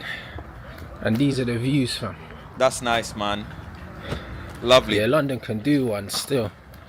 You know that's a big man move, to move your house that you love or been in for years, and to move out to nature like that. Yeah, man. It's a long way from Halsden, blood, I'll tell you that. Yeah, Know it's what a I'm big saying? move. That it's a big move. But yeah, man, I'm gonna smash out this walk, and then, bruv, I'm going Nando's again. I'll be honest, I'm going Nando's again, man. Like, I was gonna cook, can't be bothered. Like, I front loaded. I've got like Those are geese, you know. I just learned the difference. The black beak ones are geese, and the ducks are the swans there too. Ah, man, the geese, goose, gas, bro. All of them, they got 2 feet, they got a beak, and they back. They all ducks. 1,000. I got 1,100 Now people are gonna say I'm racist to the ducks, man. Allow it. calories left. They all So I might ducks, just bro. slap When you another peel them, yeah, and you see them in the Chinese shop upside down being cooked. whole chicken, because I got protein. I got my protein to still get. So gonna sacrifice a little bit of carbs and just Same. have more fats again today, because I just fancy. Rance, are you recording all of what you're eating, like on pen and paper, and your nutritionist is calculating it? Yeah. The thing is, I used to. I'm used to doing like carnivore and having higher fats and higher protein anyway, so Yes, I'm completely content with just smashing pure protein. Like, do you know what I mean? So remember, I used to have steaks for dinner. I'd have like a 500-gram ribeye, or I might remember. have steak and salmon as dinner. So slapping a whole chicken for dinner is just minor, bro. Yeah. I'll be honest. So if I can't be asked to cook, like, I can't be asked to make burger. Did you know swans are the king's property? If you kill one, it's treason. Bro, man, been grabbing all of the swans, man, and been eating them before my fast. What are you talking about? I just go to the local lake and grab a geese, man, or grab a swan, man. They look big and nice. Patties today. I would have had my blueberries and my pineapples and stuff like that, but why not, man? Just slap a whole chicken. I got a free one on my card as well, so I ain't been spending no money. So yeah, we're gonna go smoke a whole chicken, bro. How many steps have I done? Check my steps now. I'm only about 7k now. Do you know what I'm saying? By the time I get around the lake, I'm gonna be on about 11,000. I'll probably end up doing about 15,000 for the day. I always do minimum 12. However, if I do go Nando's, like walking out and about, I'll do a little bit more, and then I always walk in the evening to digest my food. Always. Rance always promotes walking, yeah, but you see, me, I can't do walking, man. I'm a runner guy. I like running, bro. I can't do walking. Once my ankles or knees, God forbid, if they give in, then I'll do walking. But me, I'm a runner guy, bro. I need to sprint and run. Right, That's my 30 thing. to 40. Walking, I hear the walking aspect, keeping it at one level, and it helps. But me, I can't do it, bro. 5 minutes, so I'm probably gonna end up doing 15k again today. Yesterday I done 18,000, I think. Let me check. Yesterday I did. This bruh's getting cussed by his dad. He's fishing, bruv. I don't know what this youth's done, but it's peak, blood. His dad's letting him have it, mate. Yeah, yesterday I done 18.4k steps. Running causes the most injuries out of any exercises on earth. Bare people ain't conditioned to run. Kills joints and burns more sugar. Walking burns fat. But I ain't got God, thank God, I ain't got no injuries, bro. Because I've been sucking on bone marrow for the longest before my fast. I've been chewing bone marrow, all my life, bro. So yeah, today I'm probably gonna end up hitting about 15. I'm still, we're on 10.4 still k doing steps at the moment. So yeah, bruv. But maybe walking it is, Man's gonna long do walks. a little bit of editing now. Like I did 6k today with a bin bag on. I just thought, let me just go and squeeze this out. I was gonna do 5K, but I ended up doing just under 6.5K with a bin bag And on. then Doesn't matter about injuries. Excess weight causes stress on joints, muscles. Walking is super low impact. Yeah. to Nando's. If I I was you, ain't done one Rasmus of with these Melanin, that's why you want to run, then walk. day in the life things. Yeah, the Obviously, video's I'm gonna not be out gonna do tomorrow, loads of them yeah. anyway. But if you fuck with it, day in the life things. Obviously, I'm not gonna do loads of them anyway. But if you fuck with it, do you know what I'm saying? Let me know in the comments. Yeah, these are good, Alright, man. people, change your plan. Listen, man went to Nando's. Then man were talking about 30-minute wait. Yeah, but Nando's, they say that to get you off runs. You should know that better than anyone. It's never 30 minutes wait. I've been to Nando's when they say an hour wait, yeah? I've waited 15 minutes, go sat down. Queue coming out the door, that bun, all that. I literally jumped. Walking doesn't stress your nervous system. You can walk every day. You can't run every day. Yep, very true. But bro, you know me, I like when my heart, like I can feel my heartbeat in my asshole. That's when I really feel like, yeah. Like I lie down on the treadmill and I feel like, yeah. Especially because I play striker for the team. I want to be fit as possible, as sharp as possible, you know, all the time. So that's why obviously I run, because I still play for in the a team. whip, ordered Deliveroo, bruv. Even the queue, there was a queue for the takeaway. I couldn't be asked to queue up, so whole chicken's on the way, man. Man's gonna put an overlay of my macros for the day, so you lot can see that. You know what I mean? And yeah, man, you man, let me know in the comments. Obviously, smash the like button. Let me know in the comments if you like this kind of content. If you do, It's good, man. I'll It's definitely good. do it again. One of my other days, obviously on training days, I'm vlogging anyway. But yeah, every once in a while, man will give you an update, because we've still got 4 weeks, exactly 4 weeks to the fight. So, Yeah, man. There it is. 1,800 calories. He's had 1,800 calories, and he didn't put the exercise, which is all right, and that's perfect. Jaffa cakes, 460. Large fresh bananas, half a chicken. You just hit your daily protein. Perfect. but yeah, man, big up everyone inside. And yeah, man, I'll catch you guys in a bit. Yeah, perfect. Make sure you check out the thingy as well, people. Make sure you check out the link to the fight is there. Yeah, the link to the fight is there. The pay-per-view. So make sure you go and get the pay-per-view, people. It's only £5. It's only £5. So there's no excuse. And Rance, you know what as well? We want to see you go shopping and that. Make a video of you shopping, your weekly shopping. That would be sick as well, you know. Go and do a weekly shop and show us the video of that. That would be sick. And yeah, more day in the life or week in the life as well. People overestimate calories burned from exercise. Biggest reason people don't lose weight. Yeah, because they think that the watch says you've burnt 2,000 calories in the gym and oh yeah, I can have this much. No, it's never that as well. It's never the case. Do you get what I'm saying? Vlogs are actually gonna make a return. People are so thingied with like live stream, IRL live stream. Vlogs have majorly died out, and everything comes back. Vlogs are gonna start coming back slowly in the trend. People are gonna start appreciating vlogs again, especially on YouTube. Let me like the video. Yeah, people are gonna start appreciating, you know, vlogs again. Do you get what I'm saying? But the video done really well, which is great. People are really enjoying the video. That's good, man. That is good.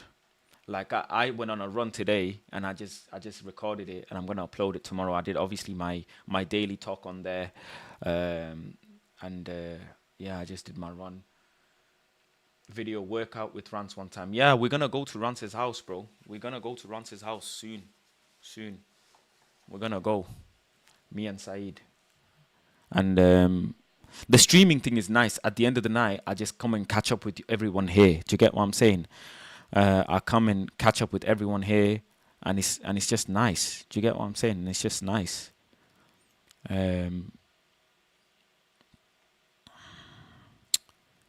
But video content is where you can really, your channel will grow and people will really enjoy you. Do you get what I'm saying? That's where the real thing is.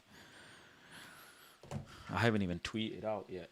1 second. Let me tweet out the stream. I haven't even tweeted it out. I've totally forgot. Give me one second, man. Them. Let me just tweet this thingy out. This stream. Day 24. 7 days left. Okay.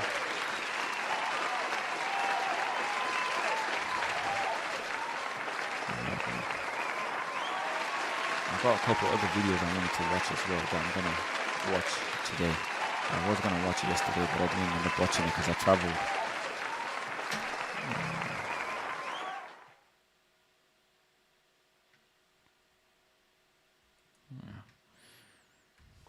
There we go. There we go. Right.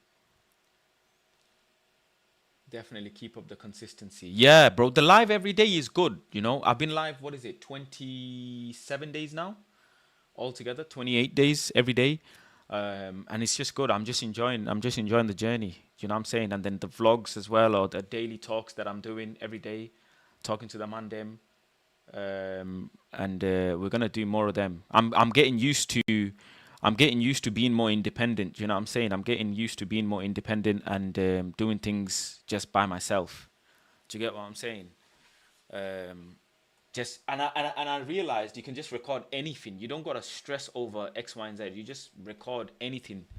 And after, like I said, after this fast finishes, I'm starting the series of Dr. Faz, where you man dial in and you ask me your life questions, your dilemmas, or anything as such, and I'ma advise you as much as I can. Do you know what I'm saying? I'ma advise you. I have a full plan of Dr. Faz that we're gonna start. Do you get what I'm saying? And we're gonna do it. And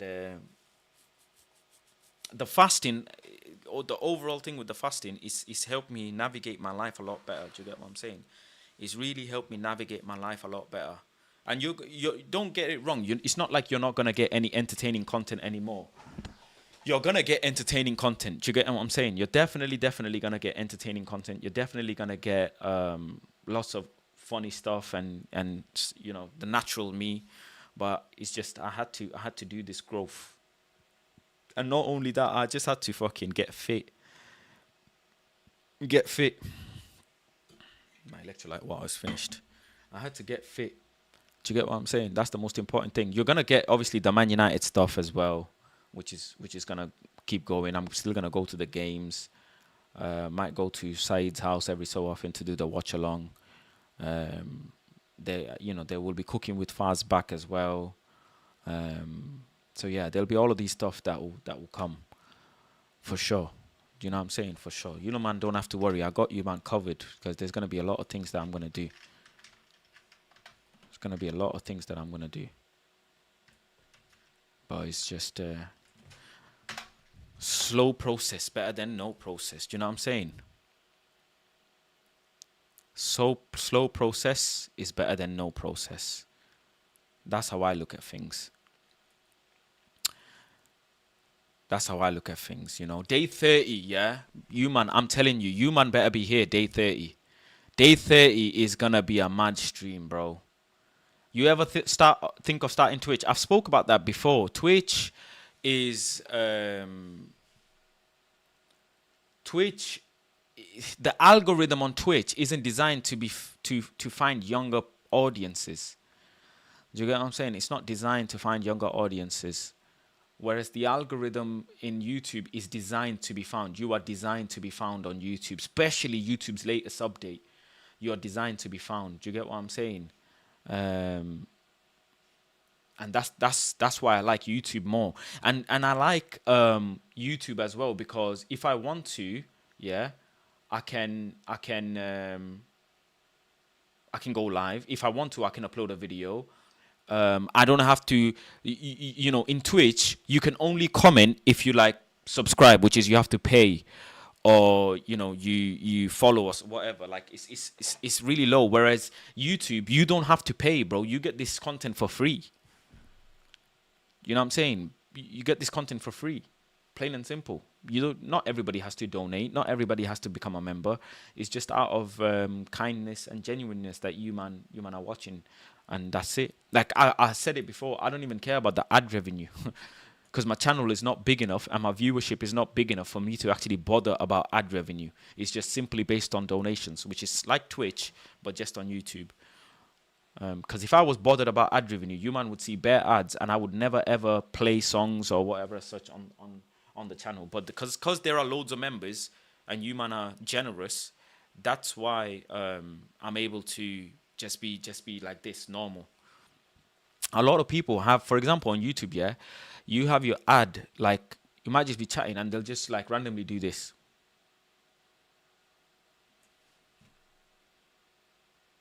There you go. Now some of the man them who are watching are gonna get an ad. Do you know what I'm saying? Like, I don't do that during my streams. I don't be doing that. I don't be inserting ads. I don't be doing none of that. I just be keeping it nice and streamlined, and let you man enjoy. And you know, the real ones, whoever's the real one, they're gonna support regardless.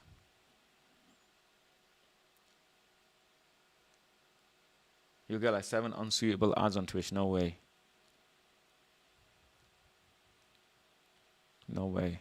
Funnily enough, Rance's home gym was actually on my watch later list. I wanted to watch this. Mandim, what is this video? Let me bring this up. Remember the other day I saw why black people like barbecuing. What happened to the Airbnb football streaming? Well, that's my idea. I had that idea, but bro, that thing needs money, bro. That stuff needs money. And I'm not a big enough content creator to get the other ones to come as well. They're not going to come. They're just going to look at me and think, nah. That's how I look at it anyways. But I would have loved to pitch the idea to someone, but I don't know, man. I don't know. Content house for football, that would have been sick, but yeah. Remember the other day I said why black people love barbecue, yeah? And then this came recommended to me, bro.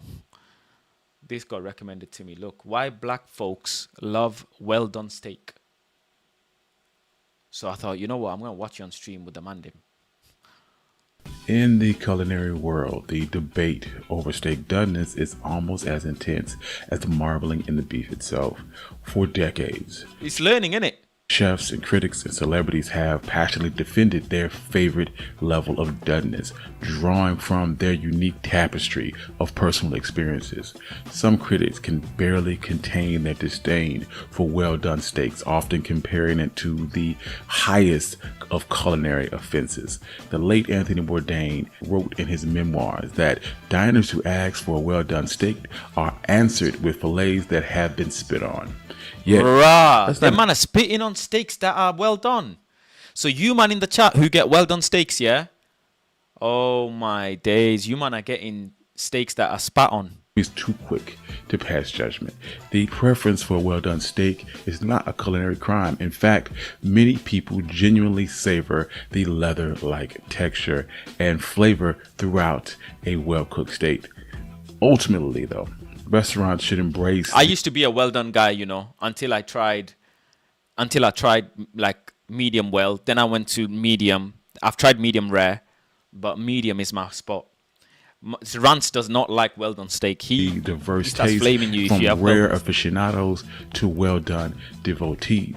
So this brings us to how black folks became associated with well-done steaks. And if you like stories like this, you can find more stories like OneMikeHistory.com. You'd like to get started. Primal as the crackling fire that they roasted over. Early humans gathered around communal fires, focusing on making their food choices both edible and safe to eat. Cooking their food simply allowed for better digestion, with little room for luxuries such as flavor or texture. But as societies advanced, so did their culinary ambitions, controlled by cooking methods. I've never actually done the temperature probe thing in my life. I've never used a temperature probe in my life. Like ovens and grills. This led to the realization that temperatures of doneness could bring out unique flavors and textures. So let's fast forward to the Renaissance, when the culinary arts blossomed across Europe. In the kitchens of France and England, chefs were honing their culinary craft and experimenting with flavors and textures. Although specific historical records do not pin down the exact moment the term doneness popped up into our lexicon, it's believed that variations of this term have been swirling around since at least 1150. By the 17th century, cookbooks began to provide detailed instructions on how to prepare meat, allowing diners to request their preferred level of doneness, using terms like rare, medium well, and well done. Wow. Prior to these terms, people simply would have used terms like underdone or undercooked. Right. In the early Okay. days of the Americas, steak was a practical food source for settlers and pioneers. The abundance of cattle in the New World made it a favorite protein. Cooking methods were basic, often involving open flames and very rudimentary grills. The concept of steak doneness had yet to be formalized. Meat was typically cooked thoroughly to mitigate health risks. As America moved into the 19th century, the Industrial Revolution brought together significant advancements in food production and preparation. Improved cooking appliances and temperature control methods allow for more precision in cooking meat. Steakhouses began to emerge in urban centers like Chicago and New York, catering to the growing middle to upper class who sought Why is there only white people in this picture? Where's the black people at? a fine dining experience. During this time, the concept of steak doneness, ranging from rare to medium, to take shape, influencing both culinary trends and customer preferences. In the post-World War II era, it marked another pivotal moment in the history of steak doneness in America. Urbanization and the rise of the backyard barbecue culture popularized grilling as a social activity. Americans began to experiment with different levels of steak doneness, leading to regional preferences. For instance, the Midwest developed a reputation for favoring their steaks medium to medium well, while the coastal areas leaned towards a rarer preparation. Right. However, the Bro, preference why are they only showing white people, bro? Where are the black people? for This is a video about why black folks love well done steak, but you're only showing me white people faces. well-done steaks remained ingrained for many Americans. Well-done steaks were still considered the norm in many households, reflecting a mix of traditions and personal tastes. For a significant portion of the population, well-done steaks symbolized a sense of familiarity and comfort rooted in generational cooking practices. Can I be honest? This deserves a story time, yeah? I remember, yeah, one of my early, when I was younger, yeah, I think this was like 21, 22, bro. I think this was my 21st birthday, I remember. So my 21st birthday was a big birthday because that's when I got my immigration, like my citizenship in the UK when I was 21, yeah? I feel like my 21st birthday, I was scarred, bro. So I had this one friend, yeah, his name is Sam. Sam, yeah, he's from like Kenya/Uganda, yeah. He's tall and, he's a good guy, yeah. We went to a buffet, yeah, And a buffet for a birthday, yeah, you start off with anything. Yeah, he's skinny, 6-pack. Tall, can run, hikes, dark skinned, all of that good stuff. So we went to a buffet, yeah, and we all getting starters, making our way around. Sam, yeah, he went to the fried chicken section. And then he got bare fried chicken. Then he went to the fruit section and got watermelon. I'll never forget this, bro. I'll never forget it in my life. I'll never forget it. I'll never, ever, ever forget it, bro. I looked at the plate and I looked at him. I looked at the plate, then I looked at him. And then he said, What?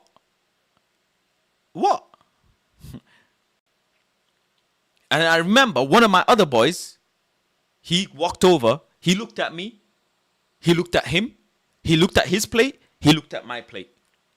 And the maddest thing is, yeah, he had fried chicken and watermelon for his first plate. And I had biryani and curry for my first plate. And my boy looked at both of us, and he said, "You motherfuckers, that's why racism exists."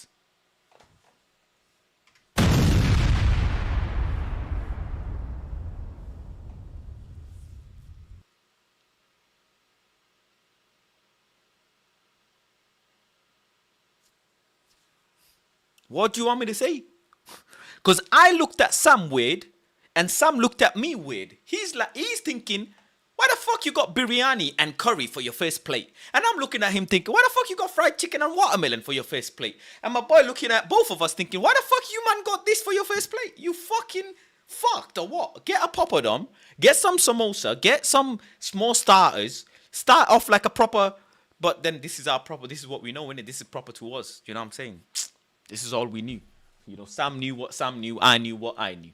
Well, I just thought I'd tell you guys, you see. The story from my 21st birthday, just remembered after looking at this picture. However, for Black Americans, this epic tale of steak doneness begins in the smoke-filled kitchens of southern plantations. Enslaved African Americans often found themselves relegated to the kitchen scraps and the grisly, seemingly unedible parts of the animals that were often discarded. Faced with tough, stewy cuts of meat, they rose to the challenge, wielding slow cooking as their magic wand.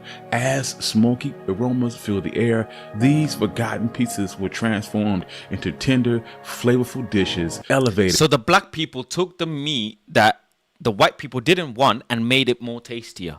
By the infusion of herbs, spices, and a lot of love. That's what I'm saying, man. The culinary practice. That's what I'm saying. They made do with what the white people didn't want, and they made it tastier.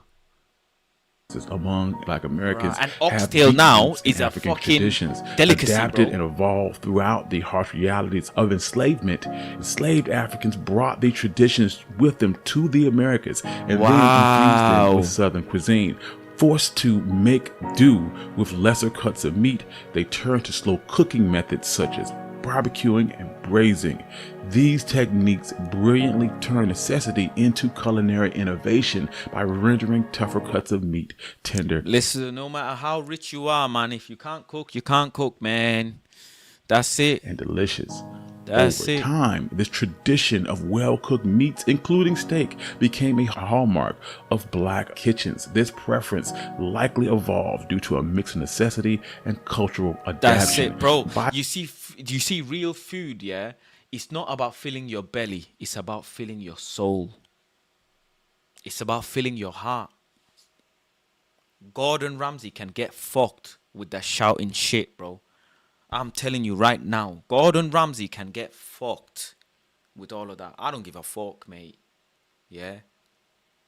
I'm telling you, real grandma food, oh my God. By cooking tougher cooks of meat for extended periods of time, the meat was transformed into something edible.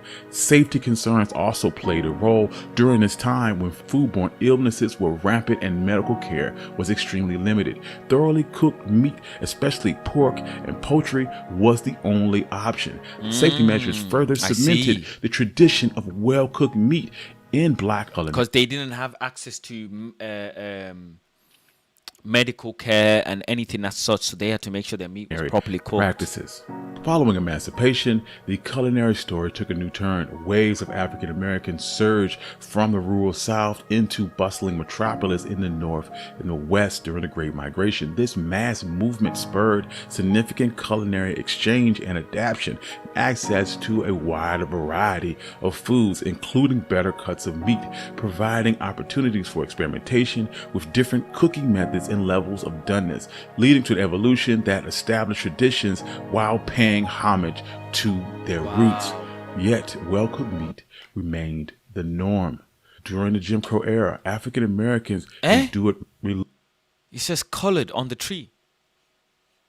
relentless systemic, economic, and social inequities that permeated every aspect of their life. Far beyond separate drinking fountains and separate schools, this was a time where economic exploitation wove itself into the daily fabric of Black existence and manifested even in seemingly the simple act of purchasing food. Imagine walking into a grocery store where the shelves were sparse, produce was bruised, and the meat was past expiration. Rotted. There were tales of butchers fully aware of the limited options that were available to Black shoppers who shamelessly offloaded their nearly expired meat. Wait, what? There were tales of butchers fully aware of the limited options that were available to Black shoppers who shamelessly offloaded their nearly expired meat. So Black people were given expired meat. God damn. Black families were then forced to cook that meat thoroughly to ensure that it was safe to eat. This was not just a matter of poor business practices, but a daily reminder of the systemic barriers deliberately designed to demean and exploit these butchers and Oh man. What the hell? shop owners were just one cog in a larger machine of Jim Crow exploitation.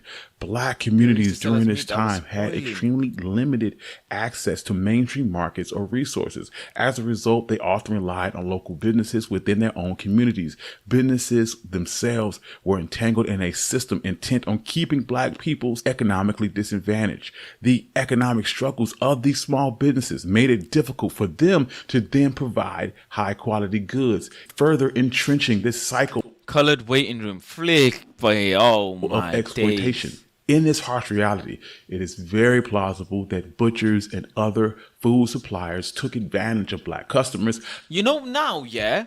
Is it me or like, bro, sometimes I get frustrated when I go to like a big Asda or a big Sainsbury's or a big Tesco, yeah? And there's just one little aisle of world foods.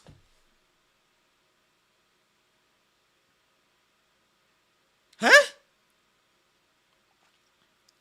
Why is there one aisle of world foods, bro? Why there no more aisles of world foods? But you got 5 aisles of everything of fish fingers. And you got one whole aisle full of freaking Yorkshire puddings and pork loins. Why is there no bigger? Bro, I remember, yeah, when I went to Morocco, the supermarket in Morocco, in Marrakesh, oh my days, bro. Bro, what? The potatoes still had the soil, like residue on them.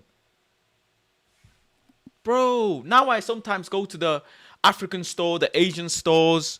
Bro, the produce you see there, it's like, you feel good. Like it's good produce.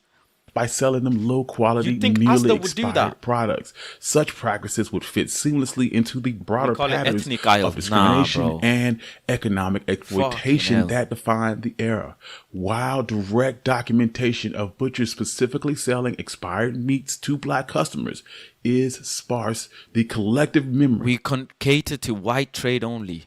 personal narratives, community accounts handed down. You know, it's good to remind yourself. You know me, I told you, man, yeah, I don't actually pay no mind to racism.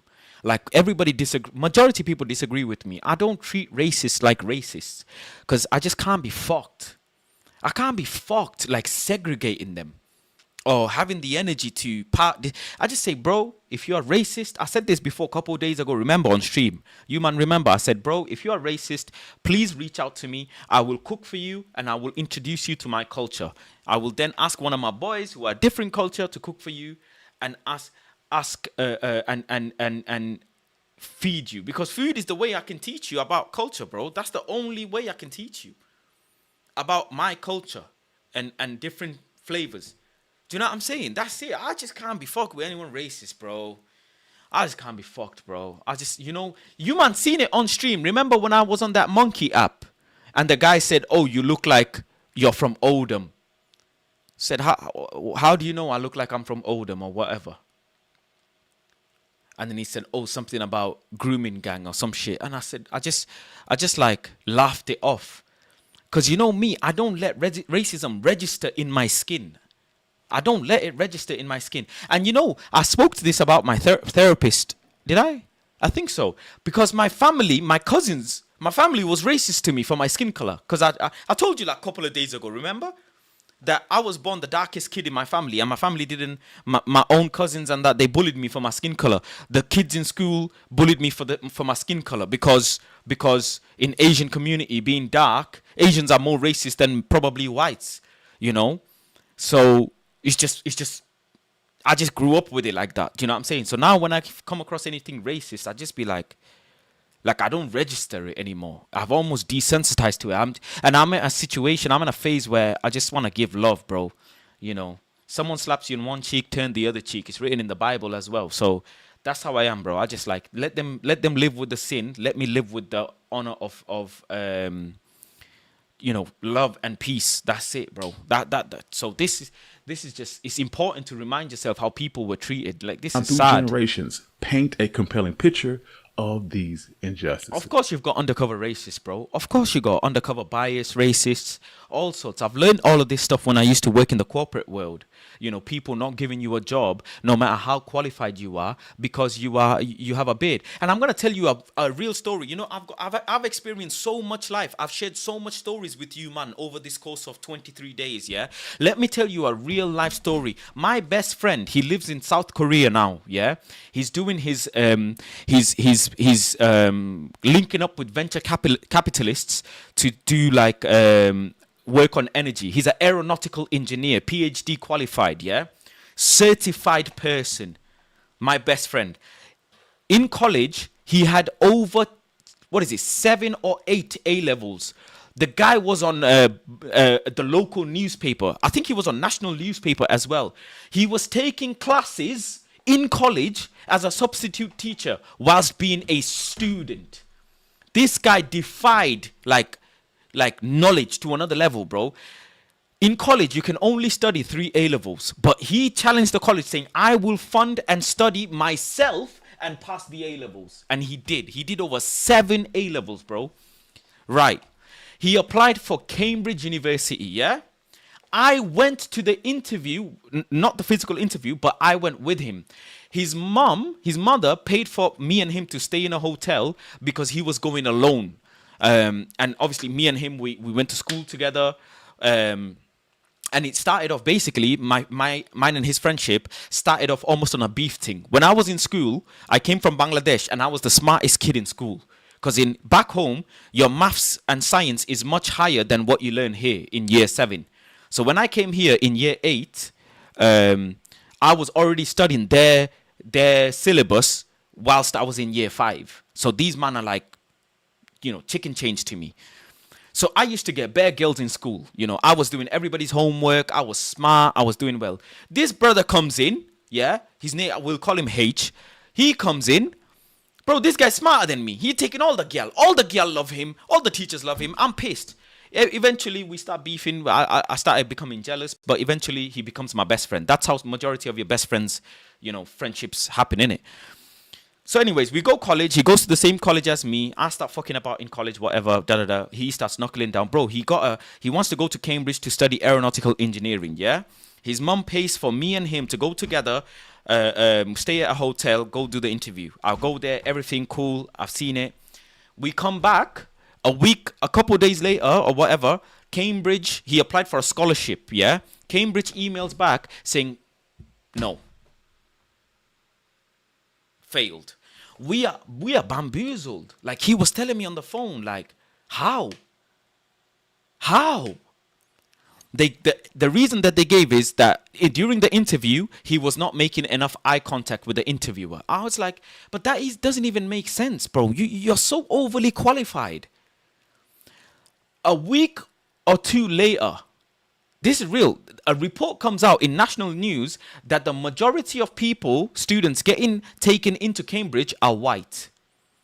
Ethnic background students are not being given scholarship in Cambridge.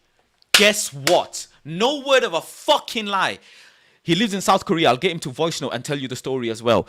He gets a call back from Cambridge, says, would you like to come back for a re-interview? Real story, bro. He goes for the re-interview. Guess what? Of course, they give him a seat now. He got the scholarship. He studies in Cambridge. Finished his uni degree, done a master's, then went to Germany because me and him used to study German together in school. He did well in German. He went to Germany, worked for, I think, Rolls-Royce or something for an internship, then went to South Korea. How mad? This is real story, bro. So systematic racism, unconscious bias, all of this stuff, like, it's real. It's real as it gets. It's as real as it gets, bro. So you don't have to, that's why I'm like, I look at racism now, I just be like, fucking, I can't be. It is what it is, bro. By the mid 20th century, is sparse the collective memory, personal narratives, community accounts handed down through generations paint a compelling picture of these injustices.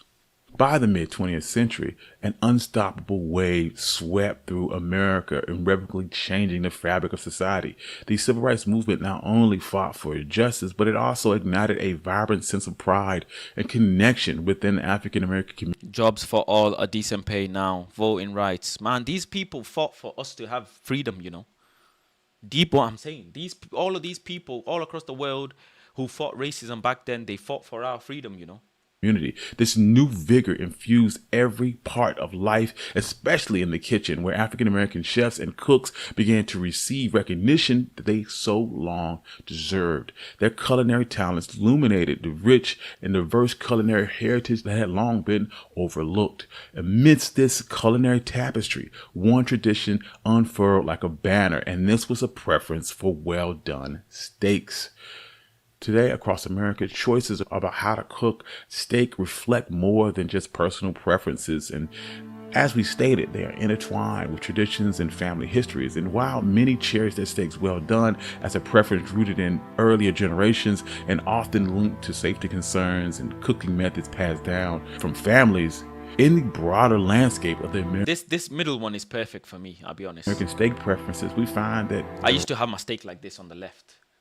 Then I moved to this. It was nice, but really and truly, I like the middle now. Variety of middle is doneness perfect. levels tell their own stories. Statistics show that medium rare is the most popular doneness, with about 38% steak enthusiasts worldwide preferring this level of doneness. 32% of Americans prefer a medium steak. Other preferences like rare and medium well each garner around 12% of the population, while a well-done steak is chosen about 6% of the time.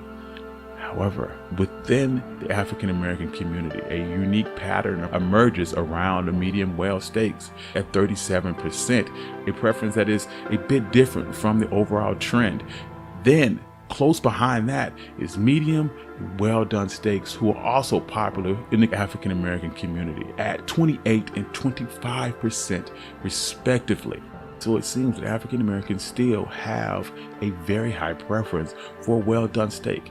But before I leave you today, we're going to leave you with one last note. Renowned food writer and historian Jessica B. Harris captured the sentiment about Black people and their steak doneness perfectly. The African American table is one that is rooted in the legacy of survival, adaptation, and ultimately resilience. Wow. Thank you. This has been One Mic Black History. I'm your host, Country Boy. If you love stories like this, you can find more stories like this at OneMicHistory.com. Lovely, man. Need a saw for that steak. Come on, Ron. I used to eat well done. I'll be honest, for many years of my life. I'd even What's this video that just got recommended? Why Black folks love fried chicken. You know my algorithm cooks now, G. My algorithm is cooked, man. Chai. Oh shit.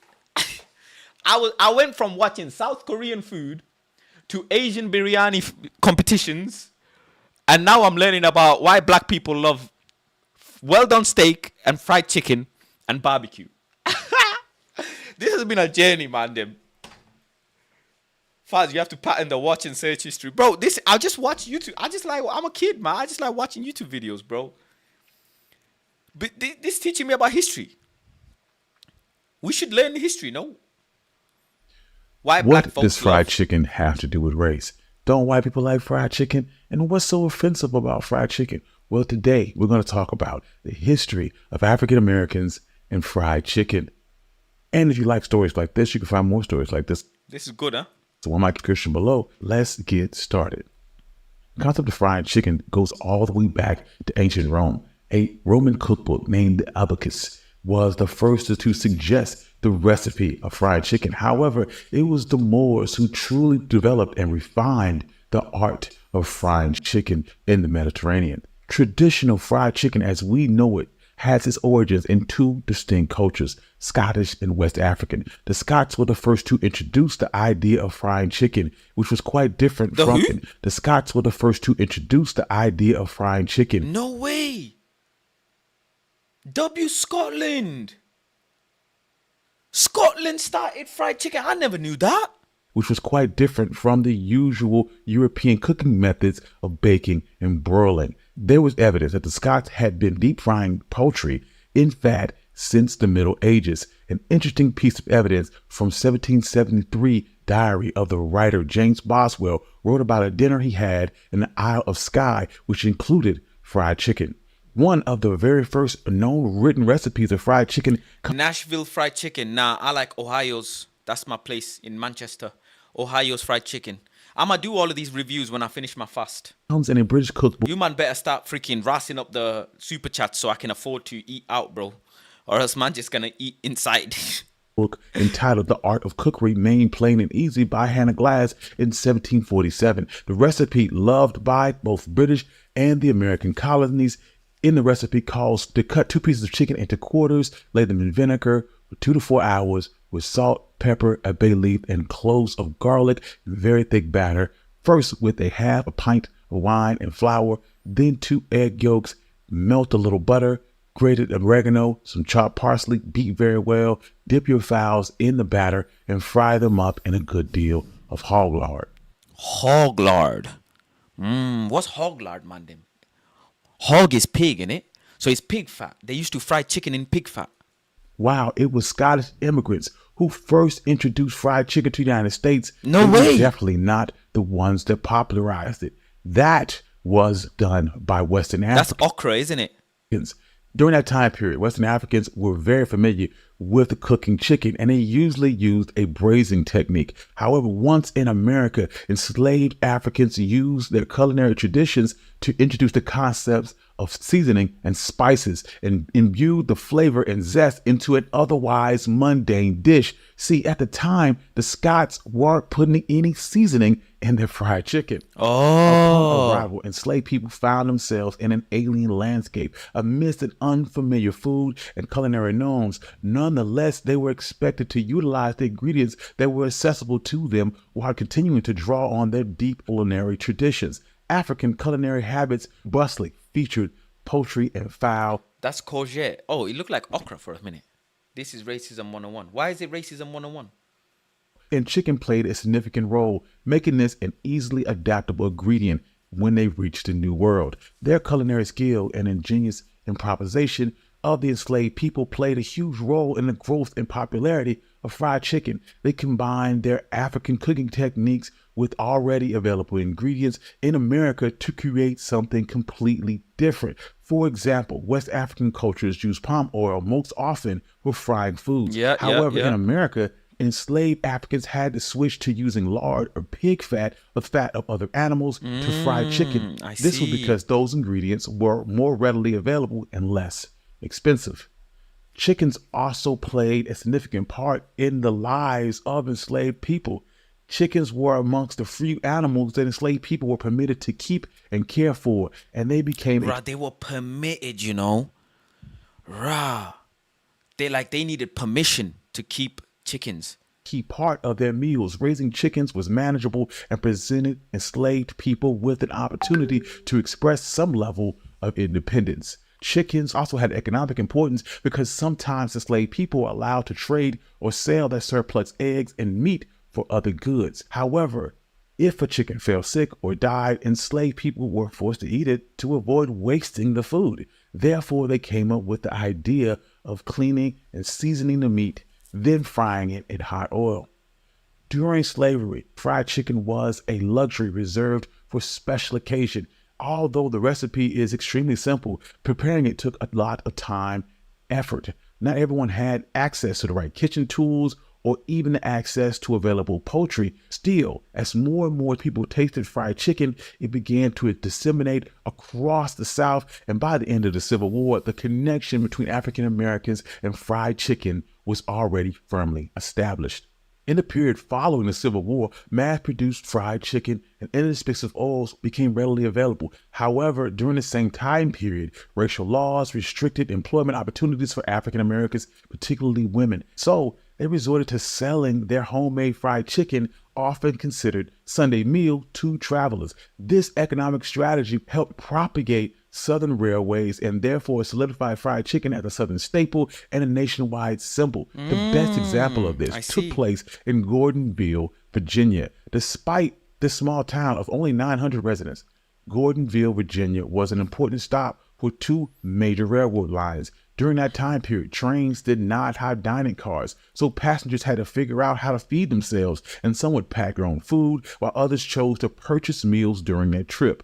Spotting a business opportunity, African American women used to sell their homemade food to passing travelers. They would serve fried chicken and pies and biscuits and deliver them to the hands of passengers on a platform through the train windows. The women were known as waiter carriers. But by the turn of the century, majority of the trains began to equip with dining cars and governmental regulations became more stringent for platform food. Fried chicken is one of the greatest thing on planet Earth. 6 pieces of chicken and 8 wings. That's my cheat meal. Seed oils are horrific for you. Better off using animal fat. I like palm oil though, bro. Palm oil's nice. I love how the word enslaved was put on its own for the subtitles. Yeah. Vendors. And as a result, this innovative business tradition had to come to an end. During the Great Migration, many African Americans moved from the South to northern industrial cities, and they took their food traditions with them, including their beloved fried chicken. That reminded them of their former homes. Over time, African Americans started to eat fried chicken as a staple meal after church. They also would serve the best part of the chicken, typically the breast, to the pastors as they visited the home. I like the legs, bro. People say breast is the best piece, which has got the most meat. But me, I'm a leg person. I love legs. Chicken will become known fried chicken, by bro. gospel. Fried chicken is actually one of the greatest gifts in world, bro. Like, bro, do you know how mad fried chicken is? Like, in Bangladesh, in Pakistan, a proper biryani comes with a boiled egg and a fried chicken. I'm serious, bro. A proper biryani, a certified OG Desi biryani comes with one boiled egg, one piece of fried chicken. That's how it bird or the Sunday cluck. This would continue up until around World War II, when fried chicken was still only being enjoyed on special occasions. It was still relatively labor-intensive process. But by the 1950s, the popularity of fried chicken exploded due to the rise of fast food chains. Many entrepreneurs in the fast food industry saw America's passion for fried chicken and decided to capitalize on it. Companies started to brainstorm ways to... Imagine black people said, nah, we are withholding. You know, sometimes I imagine, imagine black people wanted revenge, you know. Imagine all the black people in the world, decided to wake up one day and said, yo, fuck the racist lot. We want revenge. Damn. You have to give kudos to black people, and people who face racism not to wake up and seek revenge, you know.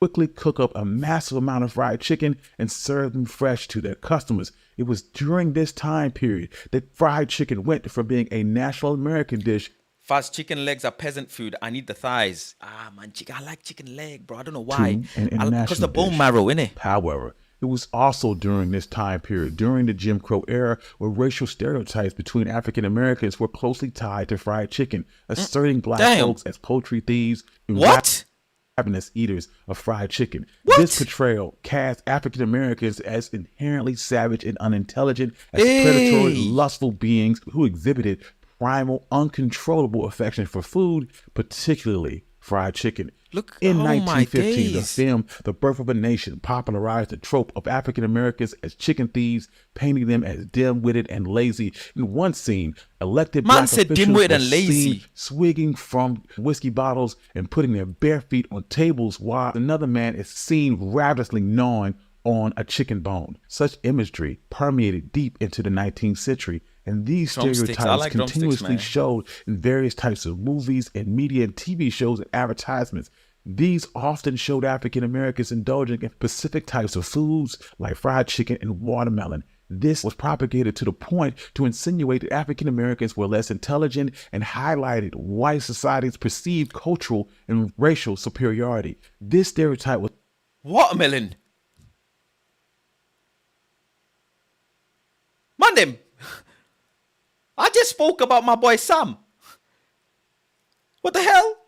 often employed with the humor trope to belittle blacks, thus underscoring black people's subjugated status.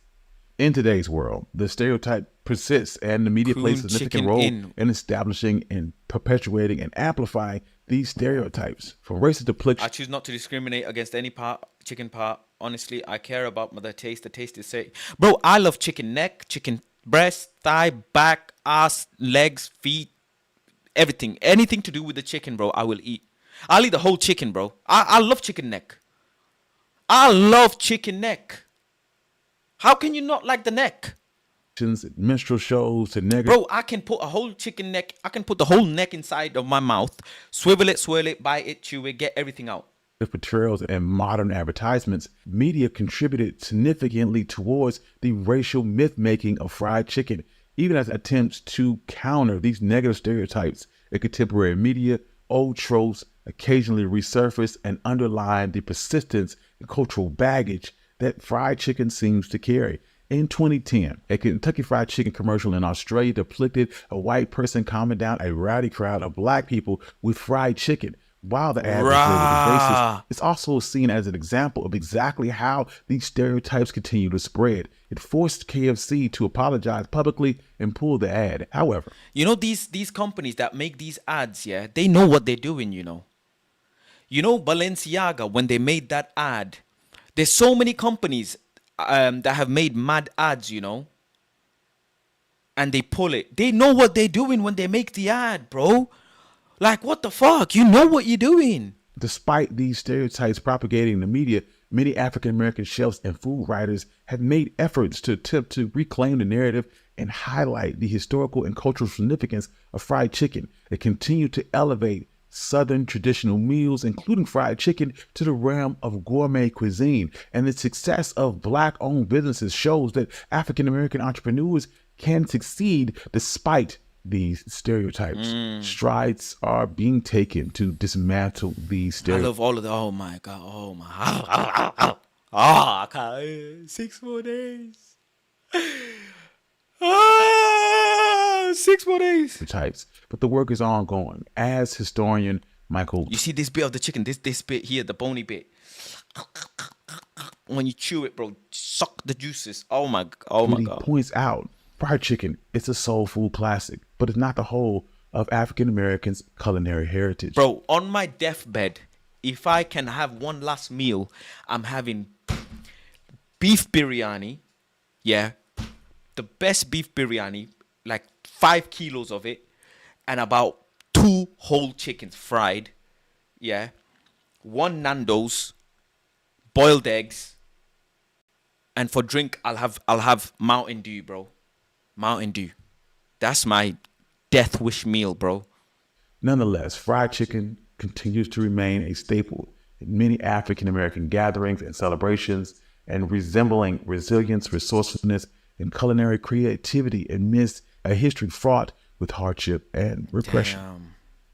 Thank you. I'm your host, Country Boy, and this has been These videos are so good, man. I actually enjoy watching these videos, educating me. Properly educating me, man.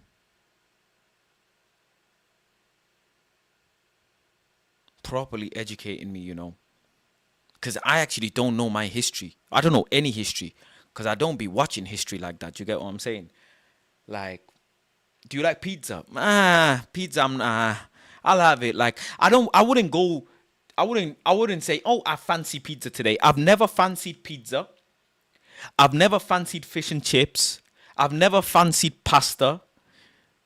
I just don't fancy these things, bro. I fancy oxtail, chicken, fried chicken. I don't even fancy burger like that, I'll be honest. Biryani I fancy. Chinese I like. Chow mein. I like a good chow mein.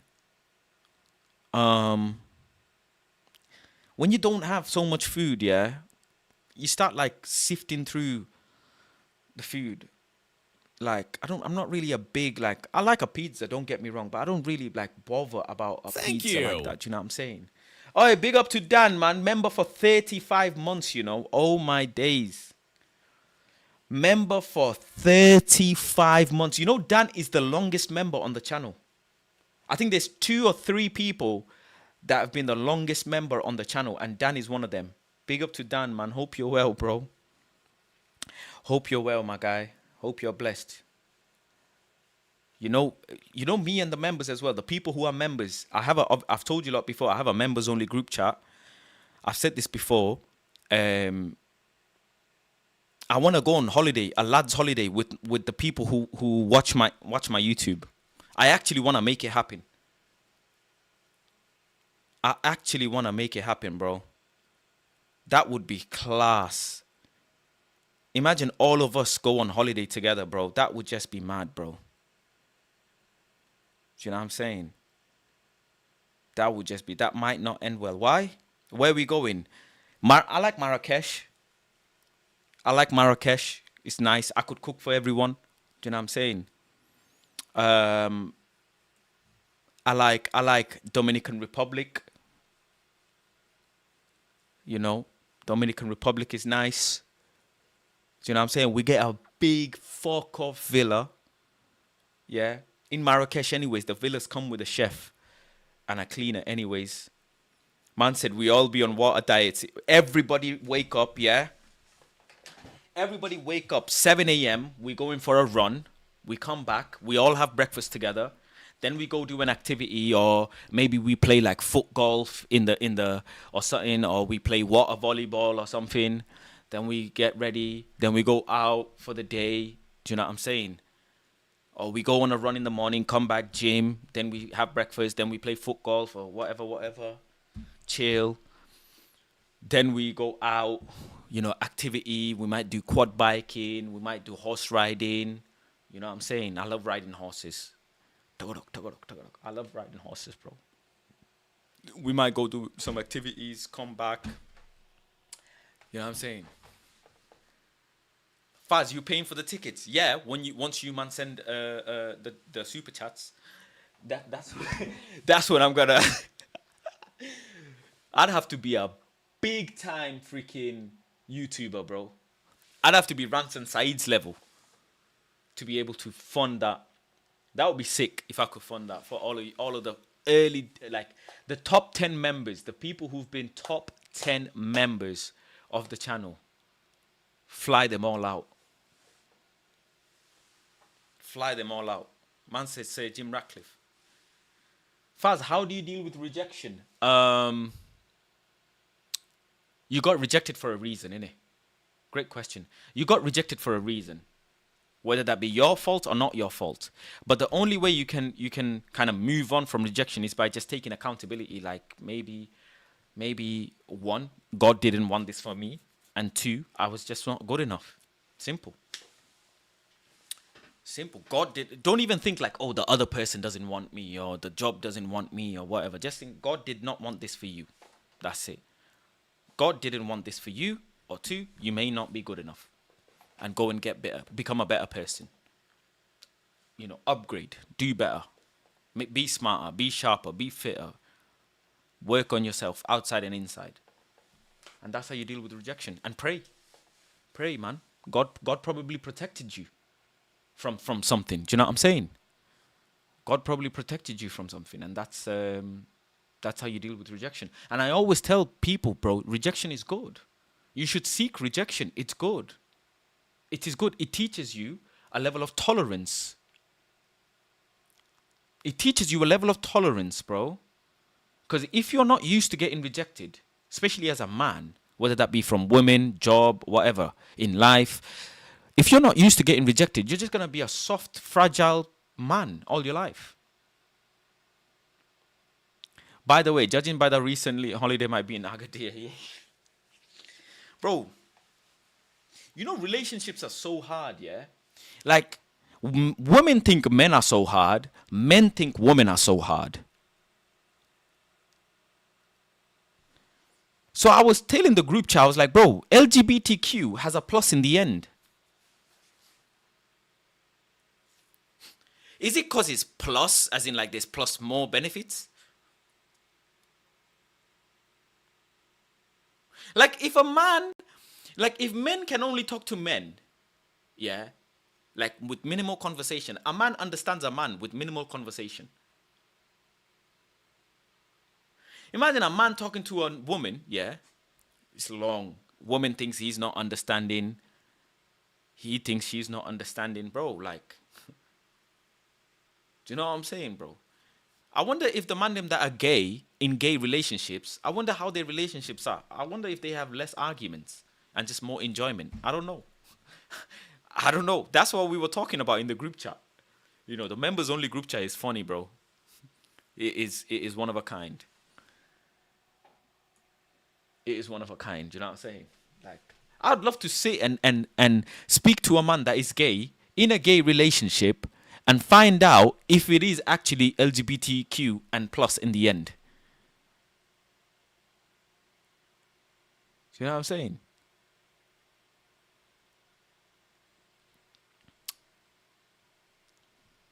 If someone is gay, if someone knows someone who's gay, who's in a relationship, please will you get me in contact with them? I'd love to know. I'd love to just have a conversation. How they live their life. Is it easy? Is it simple? Are the arguments less? You know what I'm saying? Because if girls understand girls best and man understand man best, then you know what I'm saying? Oh man. Fasting got me concussed. Neurons fried. Faz, have you ever been rejected by a girl? Have I? Yeah, of course, when I was younger. Of course. Yeah. Of course. But now I don't like I'm older now, a little bit older. I'm in my late 20s, so I don't chase women anymore. I heard gay relationships are the least problematic, like least GBV and shit like that. What's GBV? I don't know what GBV is. What's GBV? Someone has to explain that, bro. I live in Planet Fast, bro. I don't know these abbreviations, bro. What the fuck is GBV?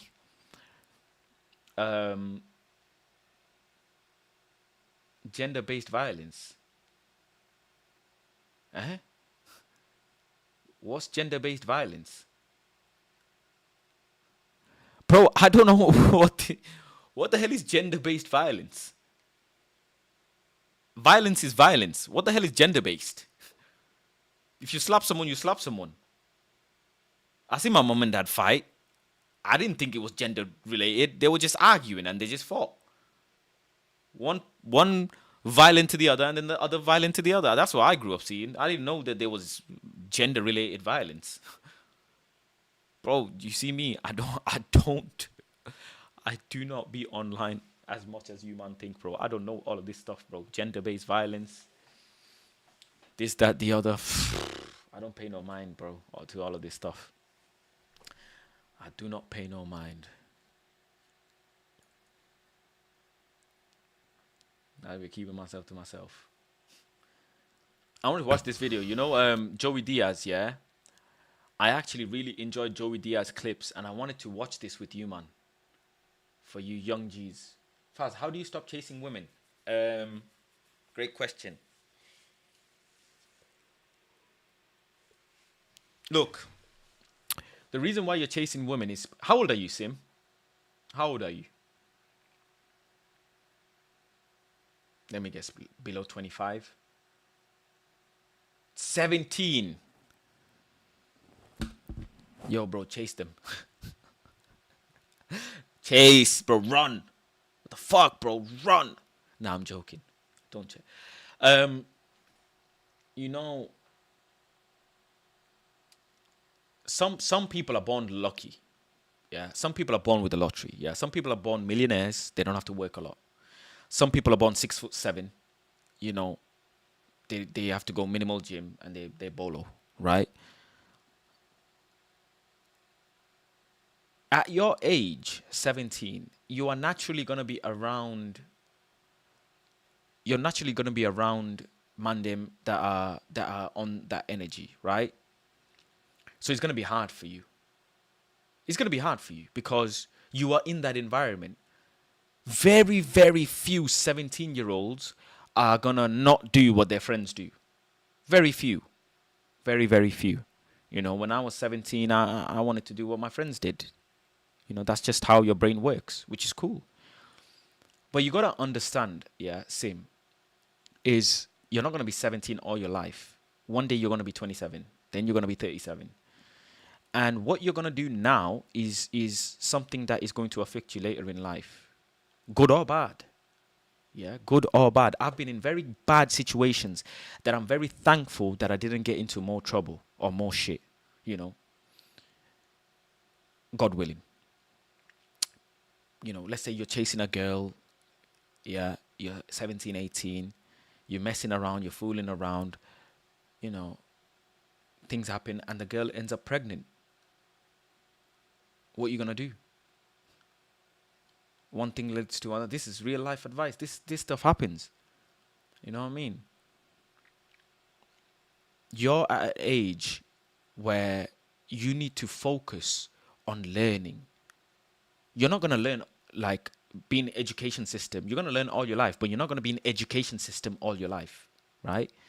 Eventually, one day you're gonna finish your PhD or whatever if you want to do it that far. You're gonna finish studying, like book studying, at someday.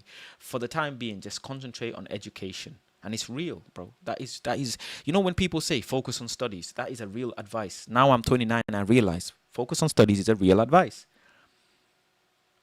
Bro, I don't care if you're never going to use algebra in your life, bro. I don't care if you're going to use the Pythagoras theorem or whatever as such, but the foundations you put in now in studying is going to help you go to college, then go to uni, and then hopefully secure a job. And that job is going to make you wealthy or give you something to survive off. Then you can save money. Then if you have aspirations to do a business, you can open a business, or you could partner with someone and go into a better job or something and then grow. And then eventually you will get to a point where you're healthy, you're wealthy, you're content, and you become a magnet. You become a magnet. Every woman in this earth wants a man who provides them with this security and protection. You know, ask any woman, what do they want from a man? Protection and security and stability. As if the man is gonna fight freaking Kim Jong-un every day. Or it's like they're describing Putin. Do you know what I'm saying? Or they're describing Donald Trump or something. I don't know, bro. They want world leaders. But, you know, the probability for majority people is they have to work, bro. They have to work. Whether you like it or not. Yeah, it's the rat race, but you have to be in the race eventually to get out. You have to work.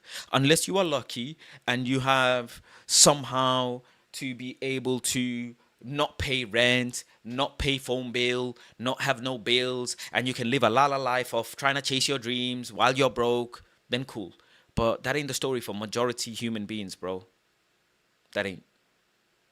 You're going to live in your mom's house. Your mom's going to cuss you out. Your dad's going to cuss you out if they are together. And you're going to be saying, I'm chasing my dream. And they're never going to believe in you. Majority of the time anyways. Once you get a job, you learn something, you have some change, you save your money, you start a business, then you can do it. But also, yeah, not everybody can be a businessman. Not everybody can be a millionaire as well. That's the truth. Not every single person watching this stream can become a millionaire, bro. Some people are designed to work. They enjoy working. That's cool. That is okay. Not everybody can be fucking Mike Tyson, bro. Do you know what I'm saying? Everybody has their own path. Everybody has their own way. And that's just the way it is, you know? That's just the way it is, man. You just gotta have something. You wanna have some money in your pocket, so you can buy yourself something. You can buy your loved ones something. You can fund a car. Do you know how many people rely on mom and dad to buy them a car?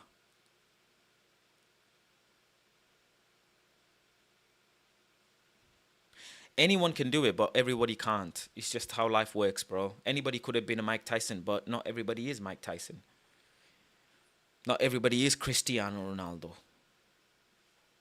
That's just what it is. That's just how the world works, bro. You can have the mindset, but not everybody does. It's just a saying. It's a surface level saying. Oh, I don't believe in this. If I can do it, you can do it. No, I don't believe in that. If I can do it, you can't. That's the reason why I'm doing it. The fuck? I don't believe in it. If I can do it, you can do it. I strongly disagree with it. Because there's just some people just not strong enough to go that far. They're just not. Majority of people sit there and procrastinate, and they consume information all day. People are designed to be sheep and designed to be listeners and watchers. You can make better of your situation, for sure. You can do better. You can get a better job. You can do better for yourself. You can save more money. You know, but to make the leap of going from a nobody to somebody, it's too hard for majority people, bro. That's why they love saying, oh, I just have the mindset, I'm going to do it one day. You keep saying that without action. Keep saying it. Keep saying it to yourself, you're going to do it, but not doing anything about it. Just keep saying it. Saying and praying, that's it. You don't need to do any work. You don't need to do anything. That's it. Just sit in your house, keep saying it to yourself, and keep asking God. That will do it itself. One day you're just gonna randomly wake up a millionaire. the execution. I say it all the time. Information is infinite. Execution is expensive. The execution of things is the hardest bit. And that's where people fail. Because they'd rather procrastinate and say, one day I'm going to be a millionaire. I want to be a millionaire so fucking bad. You know? Whatever that song is. That's what people think. That's why those kind of people are outliers. Not everyone can do it. That's why regular people are the majority. That's it. That is it, bro. The mental trauma, not resilience, not dedication. You know, forget all of that. Oh, consistency, discipline. The mental trauma it takes to make something of yourself. Fuck, man. Yo, I don't think you man are understanding. I don't think you man are understanding. Especially when you have been dealt with bad cards in life. Especially when you've been dealt with bad cards in life. The mental trauma, the willingness to be miserable.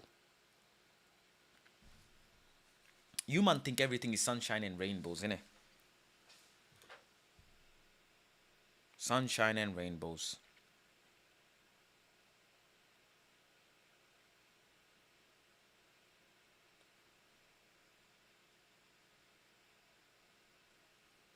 You know? But everything ain't sunshine and rainbows, my guy. It ain't. The life of misery. Yeah, you can't deal with. Men commit the most suicides, innit?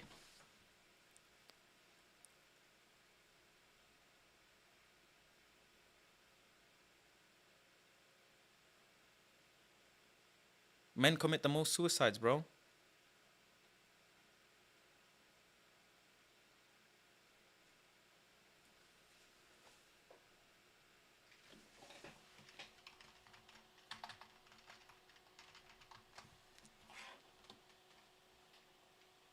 Do you get what I'm saying? It's too much for too many men. It's too much. So we done with this depression settings. Which doctor did Onana go to? I don't know, bro. I don't know which doctor. What happened to Onana? I don't know.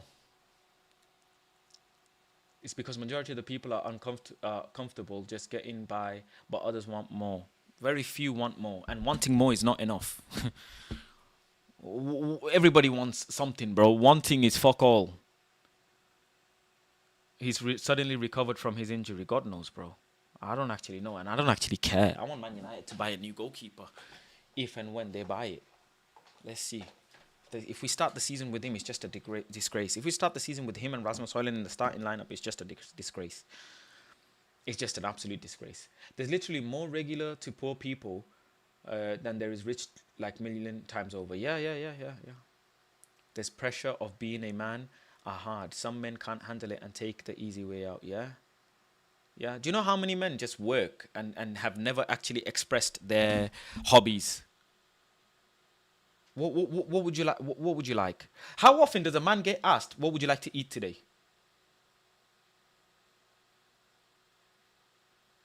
Man, you're not understanding what I'm actually the level I'm talking to you lot about. That's why I say, you said, why? How do I stop chasing women? Start chasing your own peace. Your own peace. Do things for yourself, and then become the magnet. Become successful. Become something with your life. And success doesn't mean millionaire. Doesn't mean driving an Aston Martin. Just become fully, truly, authentically, honorably yourself. And then people will want to be around you. Because guess what? When you are smiling, looking at yourself in the mirror, when you're wearing a piece of clothing that you have bought yourself, that you think looks nice on you, and it fits nice on you, and someone looks at you and they see the energy and they say, yo, you look good. You look presentable. You smell nice. That's because you are doing these things for yourself. For yourself. You chasing women, the same, you're 17. You're chasing a girl that's 17, 18. Let's say you turn 18, 19, 20, yeah? You're 20 years old. You're chasing a girl at 20 years old. Do you think the girl is not screaming for her favorite celebrity? You man are concussed, man. Chai.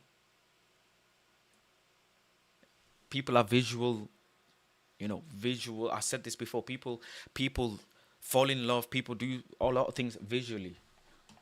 Visually. Which is the reality of the world, isn't it? The reality of the world.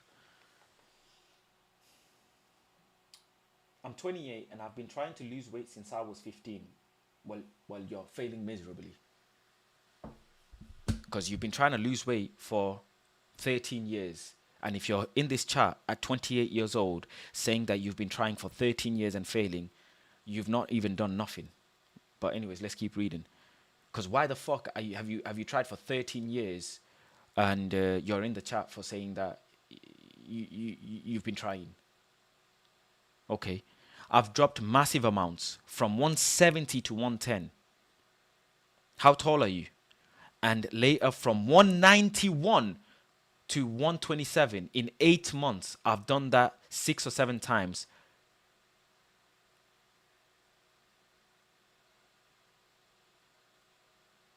But I always gained it back. Now I'm over 200 kg again. I'm starting a new job soon and I don't want to keep living like this.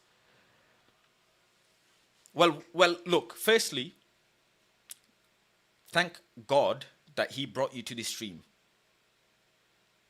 Yeah? Thank God that God sent you to this stream. Because I'm going to lay it down to you, yeah? As brutal, as honest as I can possibly, yeah? First and foremost, 193 centimeters. What's that in feet? You're 6'3". Okay. You're 6'3". That's a good height. You're a good height. Okay. 6'3". You've dropped and gained weight 7 times. Well, first, yeah. Oh shit! I didn't even make the sound. My bad. My bad. My keyboard's going crazy. So, the first and foremost, yeah, you lack, what's the word I'm looking for? Not discipline, but consistency. At certain degree, you've been consistent enough to lose the weight, sure, but when you're that big, losing the weight is also easy. But you don't have consistency, and that's one of the reasons why you've gained the weight back on. And you're weak, actually. You're very weak. And these are not things that I'm telling you that I haven't told myself, by the way. You're very weak mentally because you put the weight back on, meaning you have made the same mistake 7 times. Now, firstly, thank God you're alive, so you have a chance. I presume you have all your limbs, so thank God for that as well. That's why I want to do Dr. Faz, to have these conversations. Because I can only go off what you type, and I need a full-on conversation to actually understand. I presume you don't have any injuries. Your ankles, your knees, your back, your shoulders, everything is okay. You don't have any injuries. You don't have any surgeries. You have fucked up 7 times in your life over the course of 13 years. And that is a lot of fuck up. I don't commend you for losing the weight, actually. You might as well have stayed 170 kg. Because now you are at 200 kg, which is 30 odd kg more. So, what the fuck? So I don't commend you for losing all that weight. Right? You're 28. God willing, you live, a very long life. If you do, if that is written in your destiny, you still have more than half of your life left.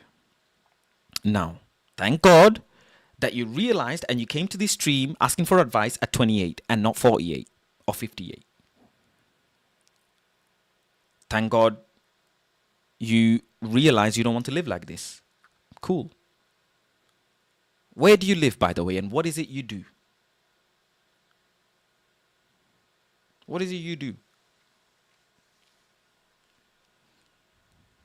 I need to set up a form, like a form where people need to fill out and they say everything. I'm Turkish, from the Netherlands, born and raised in Rotterdam. Rotterdam is beautiful, I've heard. So you live in a developed country. Okay. That is a positive. Okay. Cool. Cool. That is good. Right? That is very good. Live in Netherlands. That is good. Okay. And what is it you do?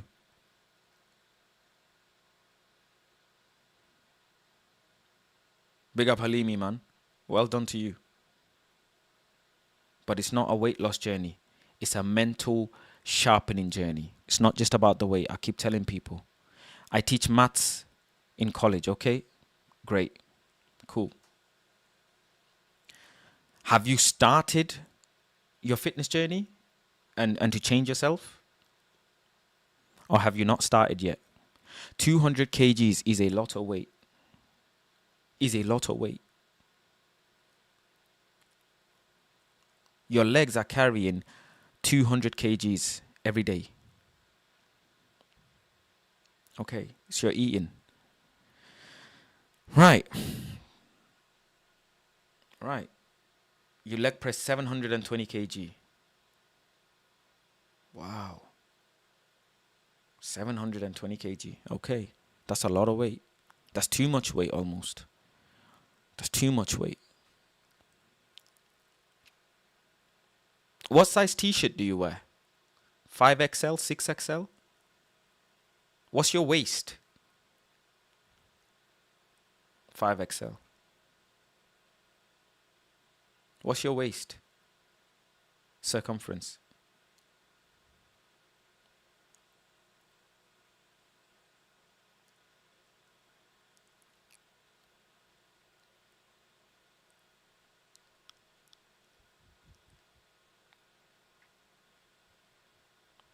5XL, you know. Damn. You're 6'3". 52.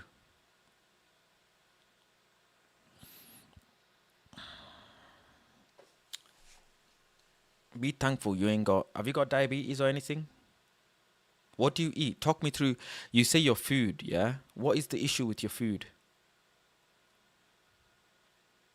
What's the issue? Are you addicted to food?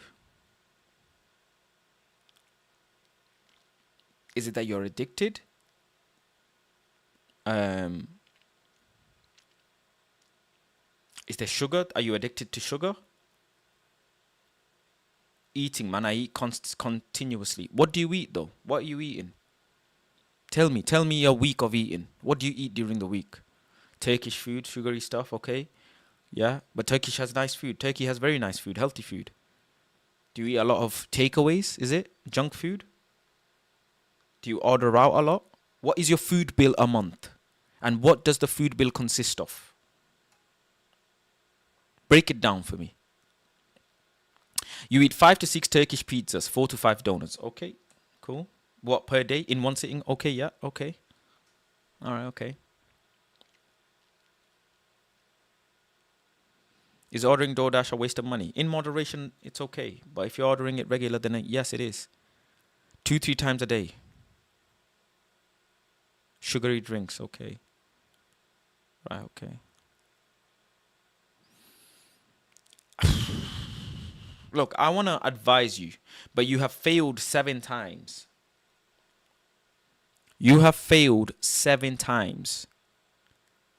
Is David Lloyd. One thing is that kept me up is David Lloyd. What, David Lloyd gym?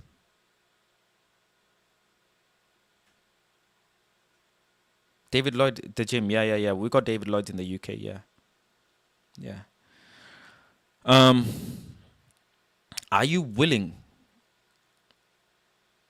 Are you willing?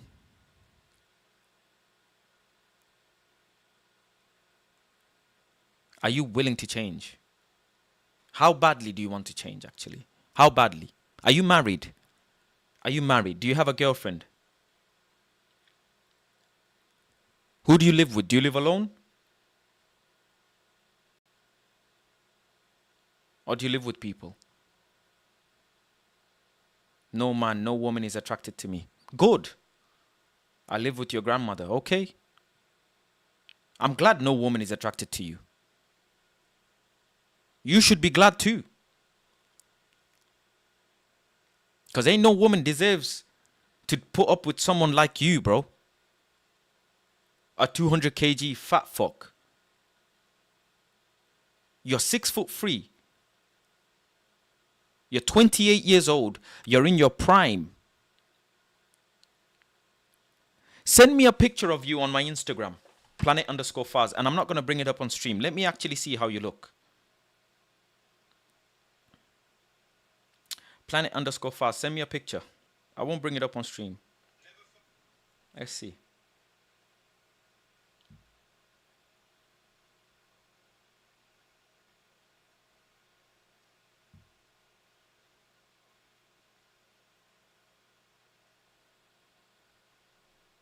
I'm waiting for your DM. Planet_Faz. You should be able to DM me. Don't matter. Send me the worst picture you have. I have shown you my worst picture. I ain't got no problem in showing you how I used to look. To hundreds and thousands of people, I'm willing to show how I used to look. I ain't got no problem. And I'll explain to you why it is important to embarrass yourself. I'll explain to you.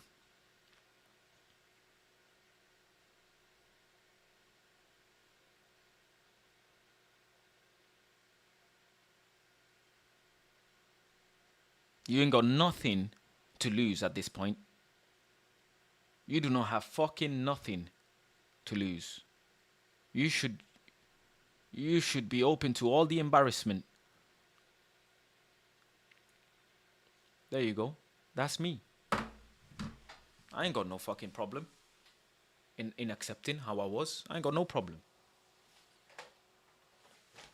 I ain't got no problem. Majority, all of you man want to lose weight. And that's the fucking problem. You man want to lose weight. You just want to lose weight. And I'm telling you, stop saying I want to lose weight and start saying I want to change this.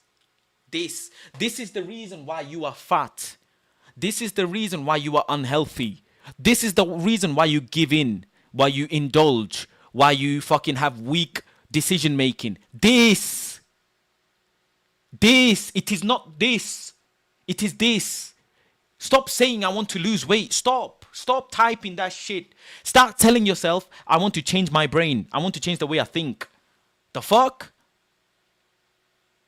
I'm sick and tired of seeing weight loss shit online. Everybody's just talking about weight, lose weight, lose weight, lose weight. No, change your fucking brain, bro. Fix your brain. Fuck. You ain't just fat because you wear. You're fat because you're mentally weak. Fuck, man. Mentally weak. You don't have enough fucking discipline.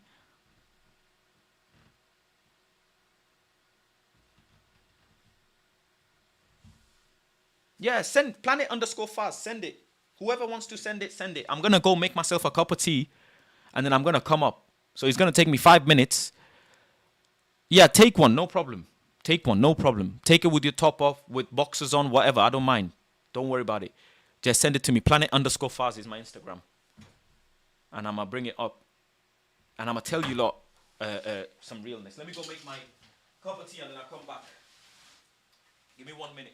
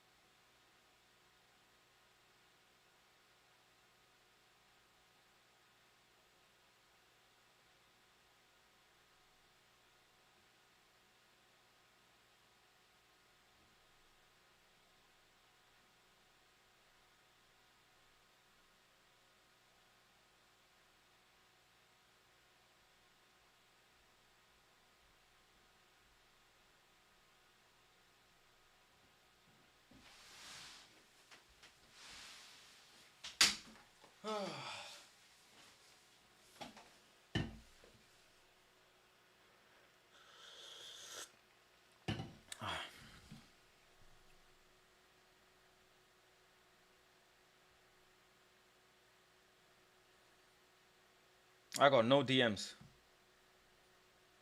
You man ain't sent nothing.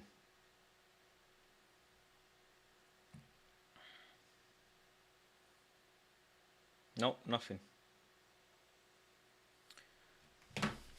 You know, there was a point in my life, yeah, when my screensaver was me topless, fat.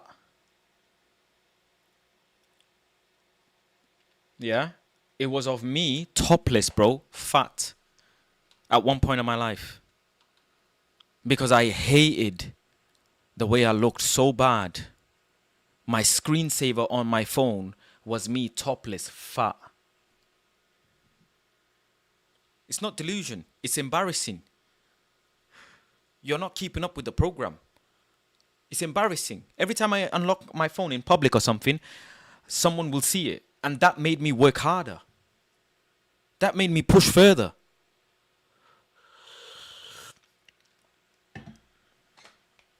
That made me think, you know what? Do I really want to look like this in front of people? No, not as a pride thing, as a way to embarrass myself even more. Even more, bro.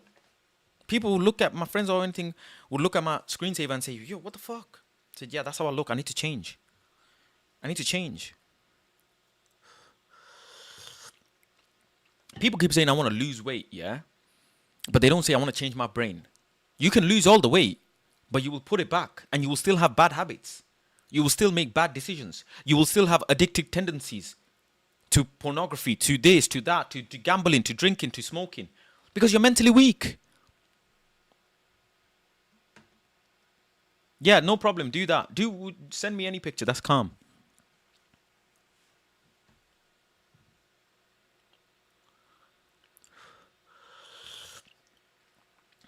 You gained all this weight in the first place because you're mentally weak. That's why. That's fucking why. You don't have discipline and consistency and self-love. You don't love your body and yourself enough. You don't.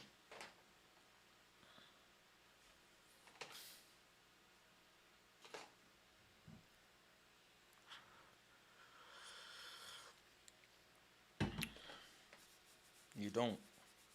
That's why. You're 28 years old. What happened with your last relationship?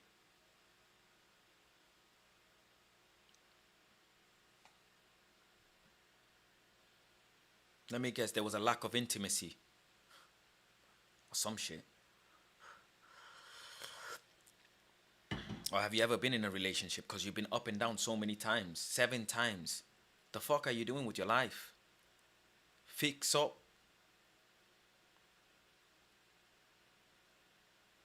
Change, man. This is not the life. This is not why you were born, bro. It's cup of tea, bro. Cup of tea.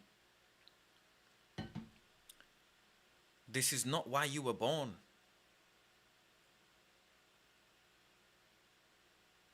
You can't chase a woman anyways. You can't chase anything. You're too big. The fuck are you doing?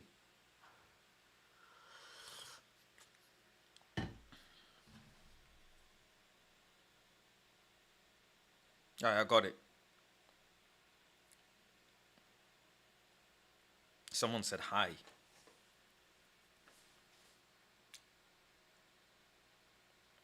I didn't ask for a hi, I asked for a fucking...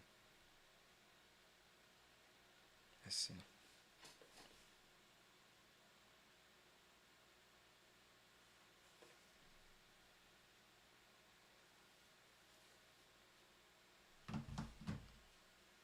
Yeah, it's got a little bit of brown sugar in it, yeah.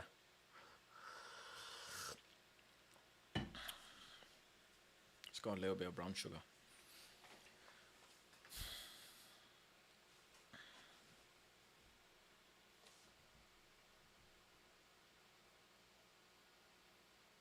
You need to stop, yeah? Stop consuming anything at all.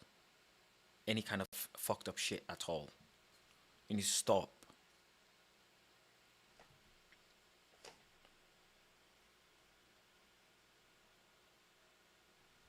How do you put pictures?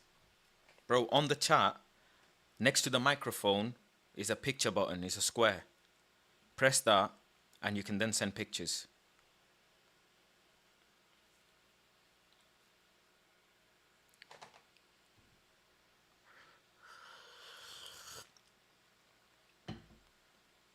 Next to the microphone, yeah, on the chat where you type, next to that bar there's a square with like mountain drawing. Press that and you can send a picture.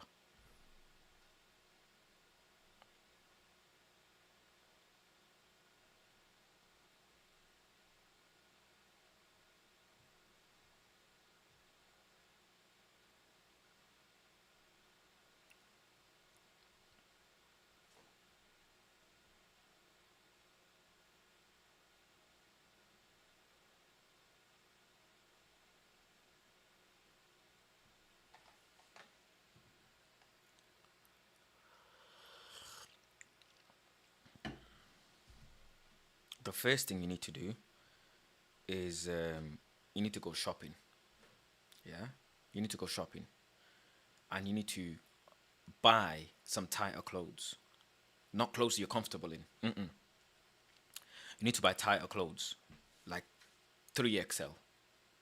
Yeah, 2XL. You need to buy tighter clothes, and you need to start wearing tighter clothes.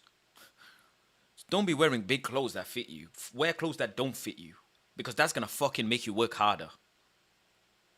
And every time you're gonna go to think of eating, you're gonna think about, oh shit. Yeah, bro, I just seen your picture. Yeah, you're too big. You are too big, my guy. You are too big.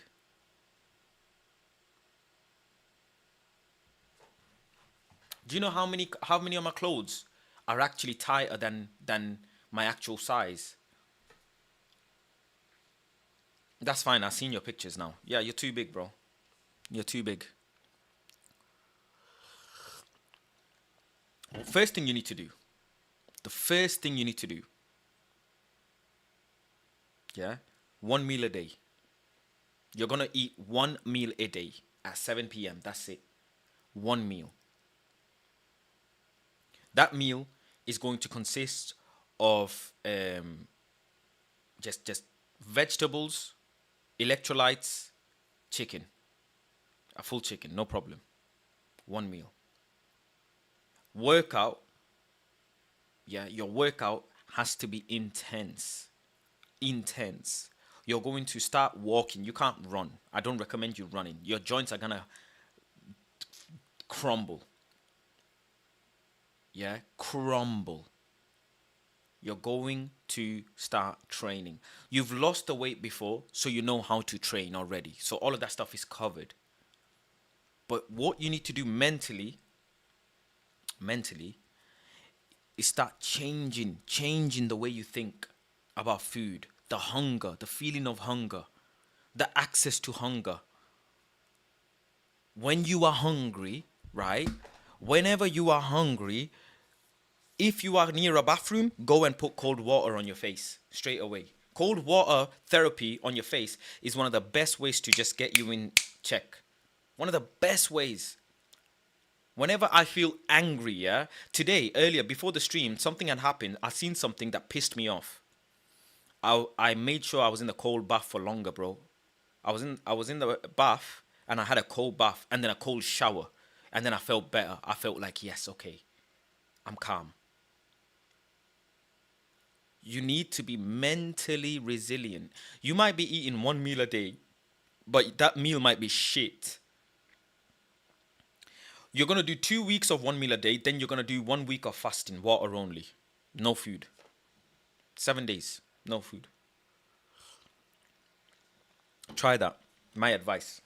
If you want to take it, you take it. If you don't, you don't. Seven days. 7 days, bro. Do 7 days. Yeah? The gym stuff, I'm sure you know already. You can't do 1 month. You're not mentally resilient enough. You're not.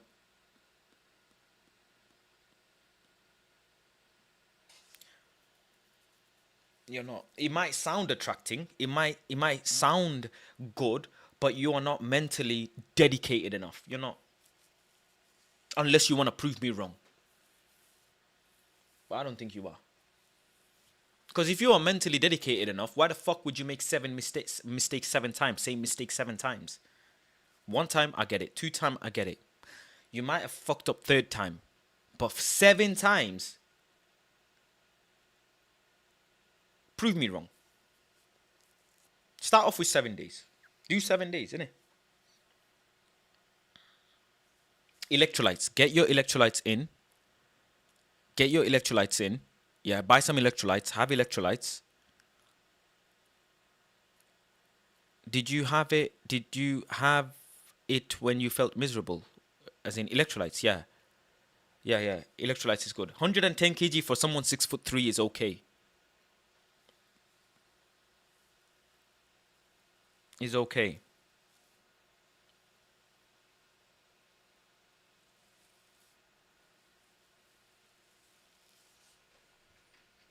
Yeah, that's okay.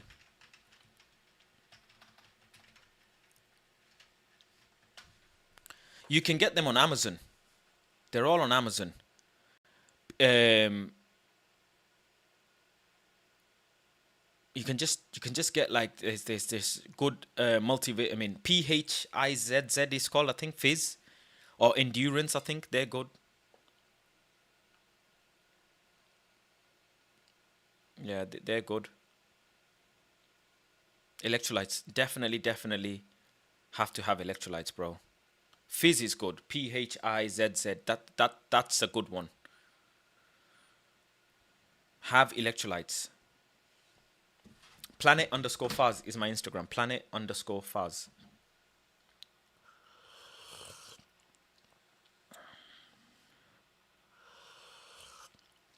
You don't know how much I hated it. You don't hate it enough.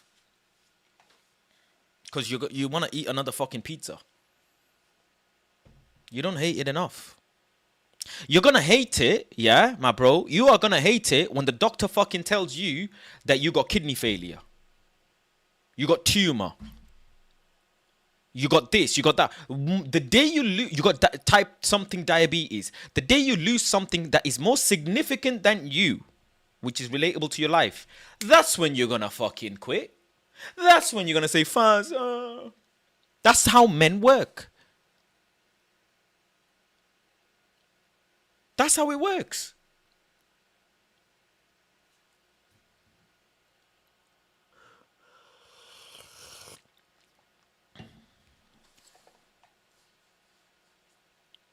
I don't know why it doesn't allow you to send. Email it to me. planetfaz@yahoo.com. planetfaz@yahoo.com. You can email it to me as well. Yeah, that's when you're gonna quit.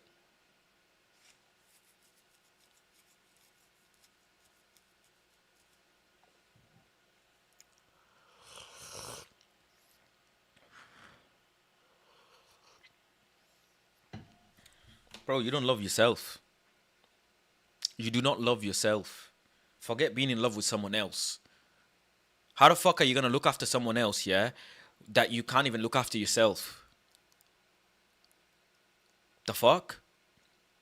But go and spend your money, yeah, and buy at least, yeah, 30 eggs tomorrow. Buy 30 eggs tomorrow. Go and buy 6 full chickens. Come home. Every day, you're going to have at least 4 boiled eggs. And at the end of the day, you're going to have half a chicken grilled. Can put your salt and pepper, marinate, whatever. You have it grilled. Simple. Simple. Do that for 2 weeks.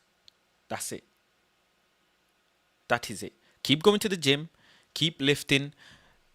Keep walking. Because you know how to lose the weight. You have done it. I believe you. You have done the weight loss before. So you know how to train. You know the gym. David Lloyd's. You know how gym equipment works. Cool. Yeah, Ghanaian diet. Bro, these Ghanaian man are freaking built, bro. Them man are strong.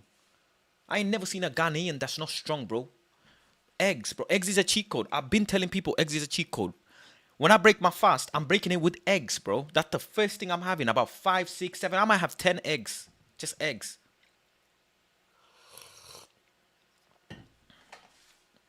But at the end of the day, you're lucky and you're blessed. God loves you enough not to give you bad knees, bad ankles, any disease, any tumor, any cancer, anything. So you're blessed. Take that opportunity. Don't cook it this time. Every day that you have a successful day, you make sure you come to this chat every day and you remind me and you tell yourself, I did one day. Faz, this is what happened today. Every fucking day you tell me what you ate. Every day what workout you did. Every day you weigh yourself. Every day weigh yourself. Measure every body part, yeah? Get calipers for £2 on eBay. It's called body fat caliper. Yeah, get them calipers for £2. There's a website. You can just type in body fat calculator with calipers on Google. Type in body fat calculator with calipers on Google. It'll bring you do the side of your chest, which is here. You do this bit here. You do your thigh and you do your abdominal like this here. Like this there. 3 areas. Your chest, here, your chest, your abdominal, and your thigh. And you put it on the website, and the website will tell you what's your body fat percentage. Yours is fucking probably 60, 70%, whatever it is. You do that. Your body fat percentage, you're going to calculate every week on a Monday. Your weight, you're going to calculate every morning naked or with just boxers on. Every morning, write down your weight. And I want to know every day, bro. I want to know your body fat percentage on a Monday. I want to know your weight every day. And let's see how much you lose in a month. After the 2 weeks end of chicken and eggs, you're going to do a 5-day water fast, 5 to 7 day water fast. And let's see how you do for a month. After the month, we keep going. We see what's up.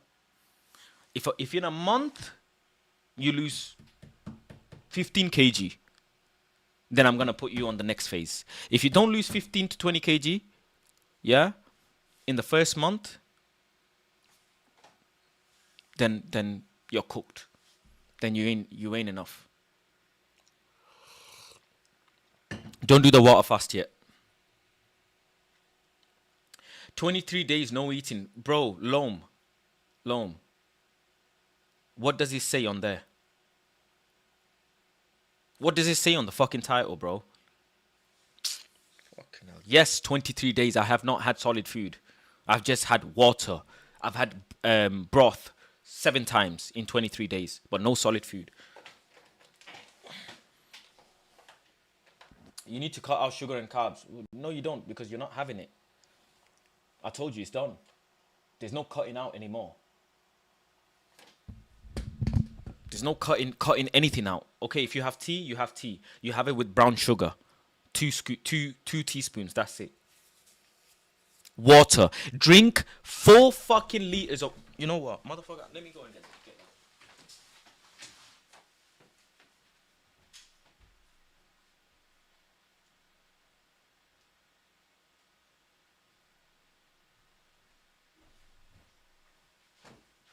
You're gonna go and buy this. Yeah, this. Have you seen the size of this? It's bigger than my head. You're going to drink electrolytes in this. Look, I still got my electrolytes in this, yeah? 2 tablets. You're gonna drink electrolytes. 2 to 3 tablets in there. That is your water for the day. 4.5 liters. That is what you're going to carry this. I don't give a fuck. Where the fuck you go, you're going to carry this. To work, to gym, to your bed, wherever you go, that thing goes. That's your body part. You're going to carry that. Gym, you already have it in control. You know how to do gym. Calm. That's all calm. 1 chicken, half a chicken a day, 4 to 5 eggs every day, 4.5 liters of water, ras off the gym, and you're going to be fine. And sleep 7 to 8 hours.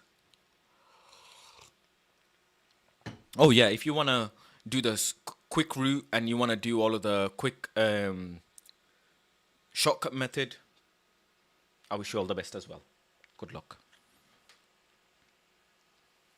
10k steps minimum a day? No. No. What the fuck is 10k?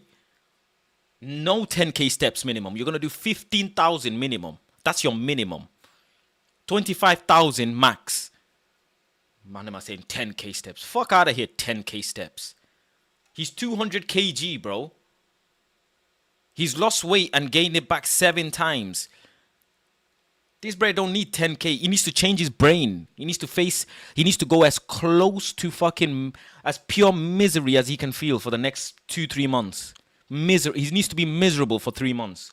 Unless he wants to go to the itty bitty personal trainers who are going to put him on a 7-8 months plan and suck his money dry. Cool. He can do that.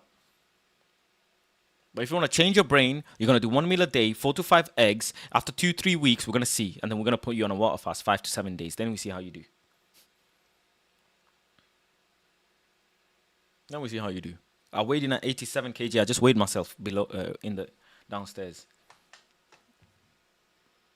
And this is kudos. This is easing him in.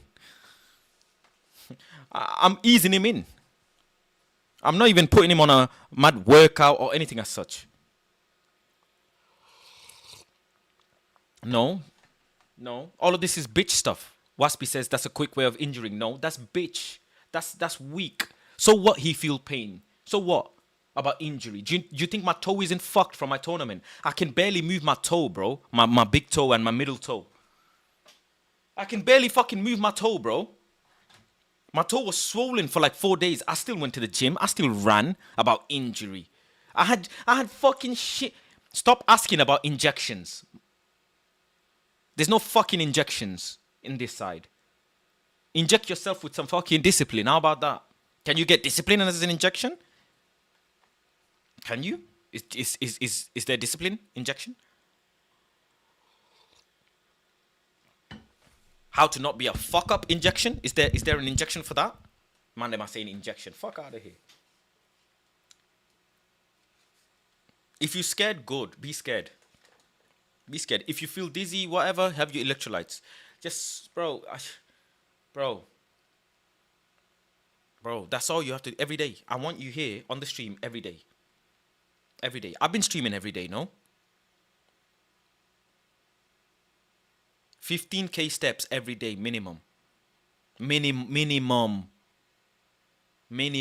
And if you're hitting 15k steps every day, I still won't be proud of you because you're hitting the bare minimum. On this side, we don't do the bare minimum. My toe is fucked. I have football training tomorrow that I don't know how I'm gonna get to. I might have to bike 15 miles there, 15 miles back. And I wanted to run today, only 5k, but I still did 6.3k. I still run with a bin bag on, which I recorded. I'm gonna upload it tomorrow. If you want to be softy and scared and this, that of shin splints, your toes hurting, your feet hurting, your back is hurting, your pain. Oh, cool. Bro, see you later. Good luck to you. I ain't for you. Because my shit is pain. Pain. Simple. Learn to be comfortable in pain, bro. In misery. Miserable. That's when you're going to learn. That's when you're going to change. When you really lose something, you're miserable as fuck. You're miserable. You hate yourself. That's when you want to change. That's when you're going to want to change. I want to know, bro. I want screenshots. I want proof. And if you can't send me screenshots of what you're eating, you know how to send a picture on Instagram now. So you can send me proof. You can send me videos. You can send me everything. And I want to see it. I want to see this shit, bro. If you really come here to change. And don't waste my fucking time, bro. I swear to God, don't waste my fucking time. Don't waste my fucking time. I swear to God, I'm not lying, yeah? Do you think I lie? I do not lie, bro. Look at this. Look at this. I can bring it up on screen. This brother, this one guy, yeah, that I train, that trains with me, that trains with me anyways. He specifically pays my gym membership to a different gym so he can train with me, right? I say, okay, cool. Bro, he's not contacted me, yeah, in weeks. I contact him. Bro, there's been times I have finished the stream, yeah, at midnight early to go and train with this guy, yeah, because he wants to train with me. I've sent him a long paragraph today, bro. I said, don't waste my fucking time, bro. Why am I messaging you when to train? Why? I told him, bro, I said, because it's my time and dedication I've given people for of years for free. If people want to train with me, they have to be on my regimen. Simple. I have to keep messaging you, asking to train, and it's not right. This is my text to him. You are supposed to be asking me for schedule. Nah, bro. I ain't fucking putting up, bro.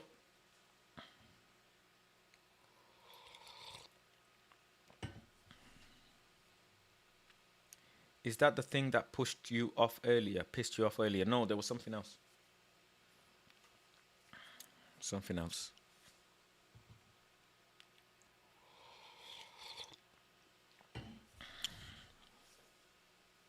Bro, don't fucking waste my time, you know. If I'm telling you to do something and you want to change, you seeing me do it, you got to do it. I'm showing you picture proof of me, do it. You think I ain't been fucking feeling shit about myself in the gym? Feeling like my heart is going to come out of my fucking mouth? How many times have I been in the gym, yeah, where I felt like my fucking heart is going to come out of my mouth, bro? Do you know how many times I have faced that? I'm on holiday, I train. I'm not on holiday, I train. It doesn't matter where it is, I train, bro. And you think I'm lying? Yeah? I do not fucking lie. And I used to be a liar. I do not lie anymore. Let me show you another fucking proof. This is how accountable I am now. Let me show you another fucking proof, Mandem, yeah? Look at this. Hold on. Look at this. This used to be my picture, yeah? Of my, look, my screenshot. I even had a screenshot, yeah, of my physique. Look, of my physique. There. Look. Like this. This used to be my fucking screensaver, bro.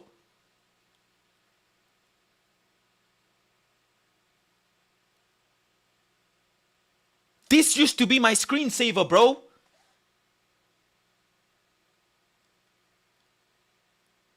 Stop saying to yourself, you want to lose weight. Stop talking. Stop the yapping and start the doing. Start the doing, bro. Start the doing, bro. I ain't lying to you. Stop the yapping. Stop even telling yourself, I am gonna do this, I am gonna do that, I will do this, I will stop. Stop all of that nonsense. Procrastinating bitch. I was raggedy, bro. I was raggedy as fuck. I can't wait for my day 30, bro, when I'm proud of myself that I've taken every single day with stride and I've really and truly fucking changed the way I am, inside and outside. I am a changed person. I'm going to keep growing. Ain't nothing that is going to make me sway of my discipline and consistency and being a man of honor. Nothing. Impossible. Impossible. And fuck all of that saying shit. I'm a doer. I do. I woke up, I went for a run today. Tomorrow I'm going to go gym, and if need, I'm doing Rance's show. I'm finishing Rance's show, and if need be, I will bike 15 fucking miles to my football training. I'll give my all to my football training, and if need be, I'll bike 15 fucking miles back home, and I will still stream. Over my dead body, am I gonna give in? I don't give a fuck if my therapist thinks it's unhealthy. I don't give a fuck if my therapist thinks I'm gonna faint. My doctors think I need a blood. I don't give a flying fuck. They don't know what the fuck I'm made of. And you know why? I only realized when I started to lose myself. That's when I started saying, yo, okay, okay, okay, yeah, okay. That's when you really realize, when you lose something that is more valuable than you, that is when you realize, I've already planned if I need to fucking bike to my football training. I ain't missing that shit, bro. If God finds a way for me to have a lift or somehow, then I'll do it. How many kgs? I'm on 87 kilos on the dot right now. 87. I should be 125 on the left. 120 odd.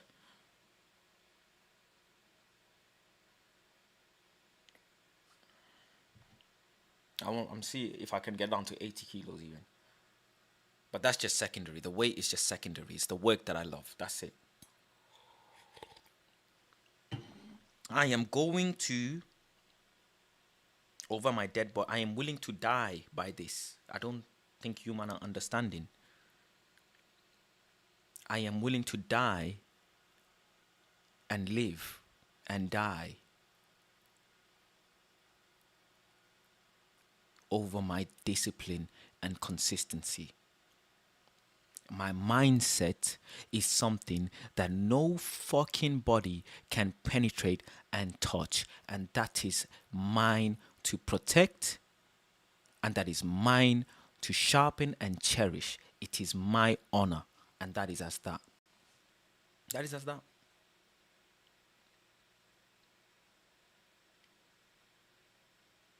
I am sick. I was sick and tired of being a fucking dishonorable man. And I am no longer going to be a dishonorable man. And that is what I am telling you, man. That is what I am telling you, man. This is not about losing weight. That is, this is a result, yeah, or as a result of mindset change. That's what it's a result of. It ain't a result of training. Fat people train. You see fat people train all the time. Fat people run marathons.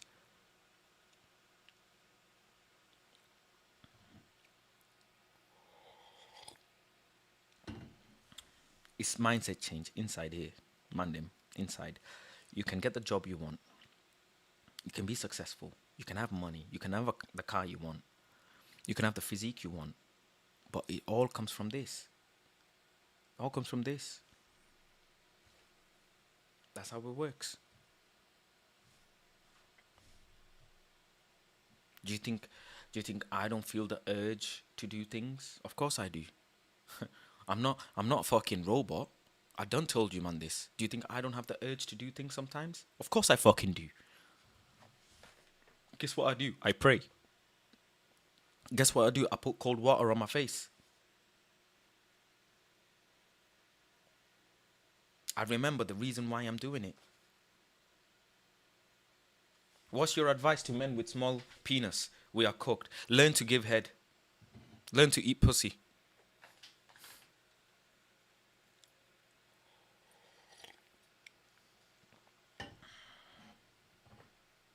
That's your exit, innit?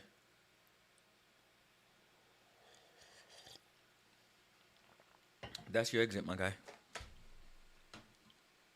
I ain't got nothing else to tell you. That's just what it is. Learn to last long and eat coochie, bro.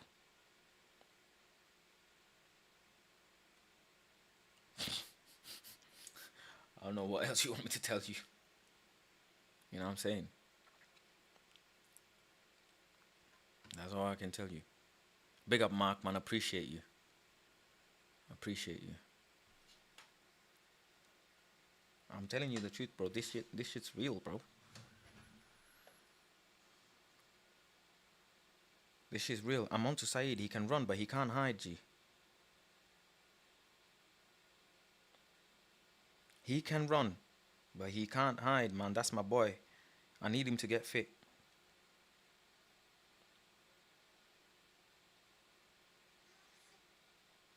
I need him to get fit. I don't know if Saeed goes to the gym. I think so. I don't know.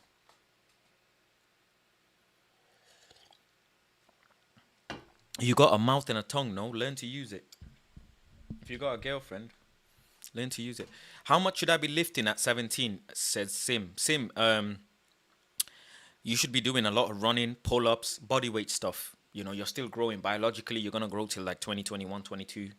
Start doing pull-ups, press-ups, running, calisthenic stuff. Do calisthenic stuff. It'll be very good for your joints and stuff like that. You only had water for 23 days. Is that even possible? Well, clearly I'm alive, no? Yes, it is possible. And I am the first person on earth to do it as well. It is possible, bro. It is possible. I think I have a picture, yeah, from day one as well.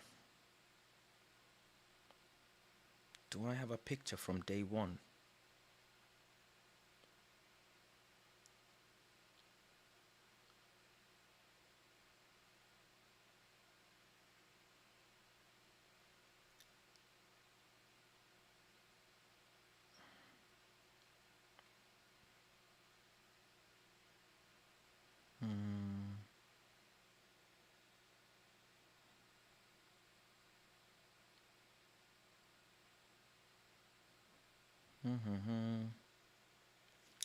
I'm gonna find a picture. I do have one. I'm gonna try 3-day fast soon, inshallah. Good luck to you, my friend. Will you ever do it again? Yeah, I'm gonna do it once every 6 months.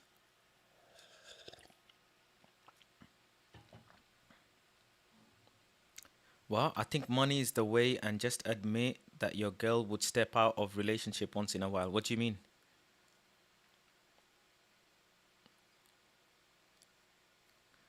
Eating coochie and lasting long can only go so far.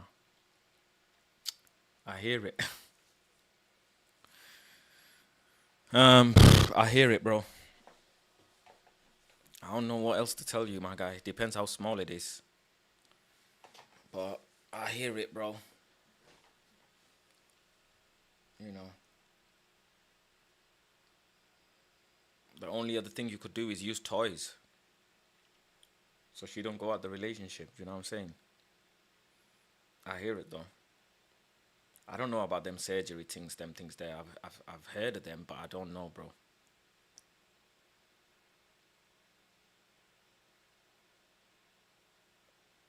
Toys, yeah. Your only other option is toys, using toys. You know what I'm saying? The rest, I don't know, bro. Good luck to you.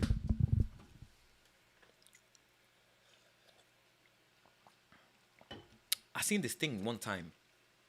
Is it the Chinese or the Japanese where they put weights on their penis and swing it, hoping that it grows? I don't know if you man seen it before.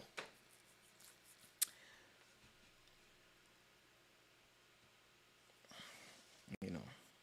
But why would your girl break up because it's small? Because that's like saying you breaking up with your girl because she got no ass or tits. You know, man them date girls that have no ass or tits. Right? So, you know, just saying. Don't think she's gonna leave you because of that. Because you might find a good girl, you know. It's not the same. I hear it. I know. Well, who am I lying to? Who am I lying to? So I hear it. I get it.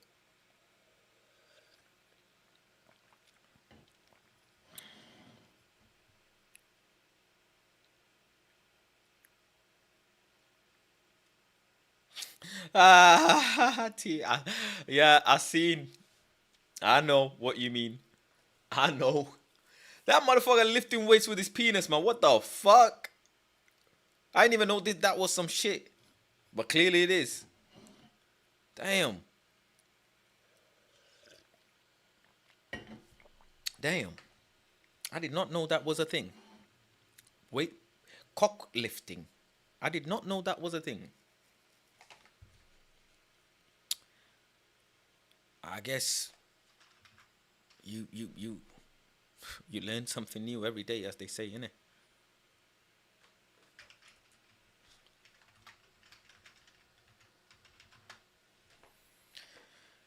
Learn something new every day.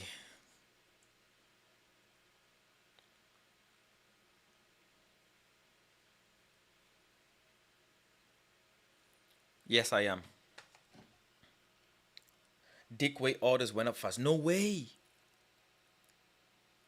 No way. What does it actually help you with?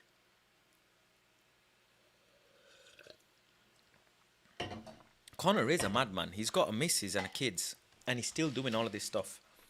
You know, maybe it's their dynamic. Is dick weight? Let me search it, bro. Cock dangler silicone penis strap weights. Rah! This dangler masters your hangs from the tip so you can add weights to your shaft. Test your strength with 4 different steel weights ranging from 22 grams to 62 grams. Show your strength in the dark dangler strap.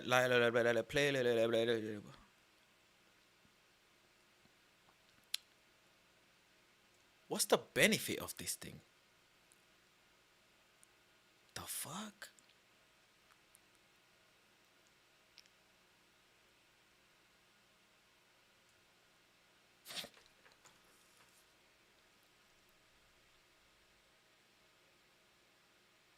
Mine said Gyan. Ah, man. Don't say that, bro. Don't say that, bro.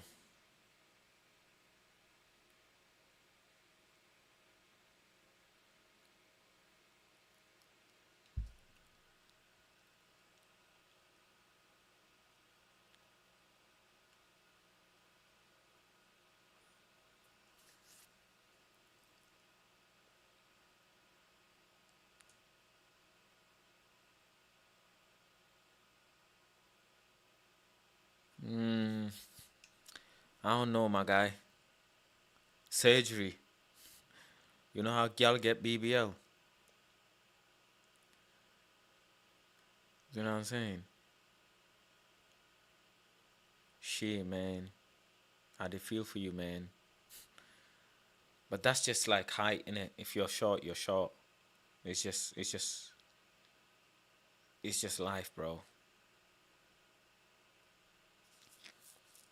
Guy, make money, bro. You should be working hard and making money, bro. Just make money for now. I don't even know, bro. This one might,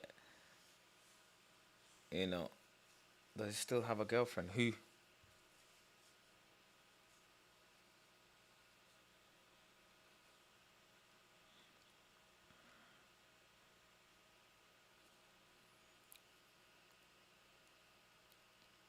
You know what, Faz? I am convinced if most men had small penises, there would be no war.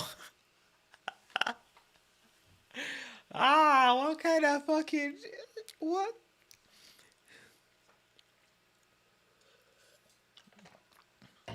No, bro, I do not have a girlfriend at this time and moment. I do not. We're working on it, though. You know, we're working on it. For now, anyways. We're going to resolve that sooner or later. You know what I'm saying? Let's make sure, Monday, if you're enjoying the live, if you like the lives, make sure become a member. Yeah, become a member. It supports and hopefully will make me rich one day. Rich enough so I can move out of the fucking UK and get a bigger house. So I don't see why you man cannot become members, bro. Do you know what I'm saying? I gave you all of this game. You man should be members, G. Do you know what I'm saying?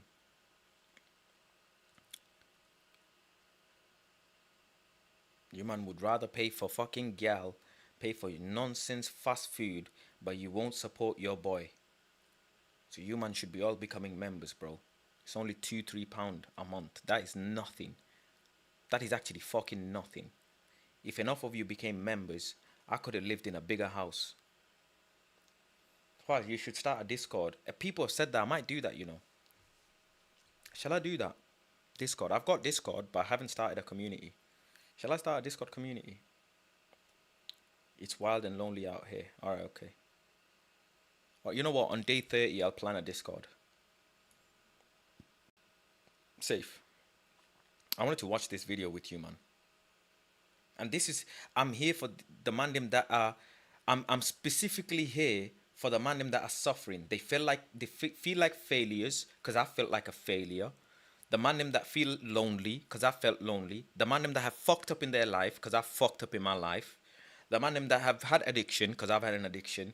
I'm here for them, man, and I'm here for the man them that are trying not to fall into certain shit and lose good people in their life and treat people badly, treat their loved ones badly, and not be honorable. Because I have done all of these things myself, and that is what I am trying to tell you guys from my experiences to do and be able to realize what you have to do better. Your body, your mind, your soul, your loved ones, everything. You can do better. Especially as a man. If you're under the age of 18, you're even lucky. You have time on your hand. More than enough time. And if you're 17 and watching these streams, 18 and watching these streams, you're even more luckier because I'm telling you, you can make something out of your life. You got time on your hand. Do you get what I'm saying? You have time on your hand, bro. Use that time. Because if that shit don't wait for no one, as you man know, you know, use that time. Use it to develop yourself, learn about yourself, you know, learn nature, learn spirituality, learn about God, religion, learn about food, learn about money, finances, saving, money management. Do you get what I'm saying? Learn. And it'll help you. It'll help you. You have 5 months to grow. I want to be new by January. Of course you can. Of course you can, bro. You can't be a new man by January. How old are you, bro? How old is you?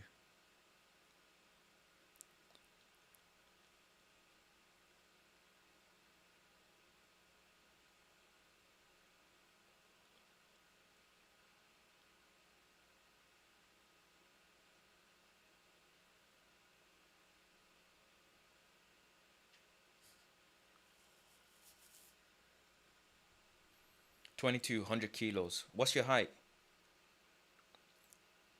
I don't know about hairstyle, bro. It depends what suits you, innit?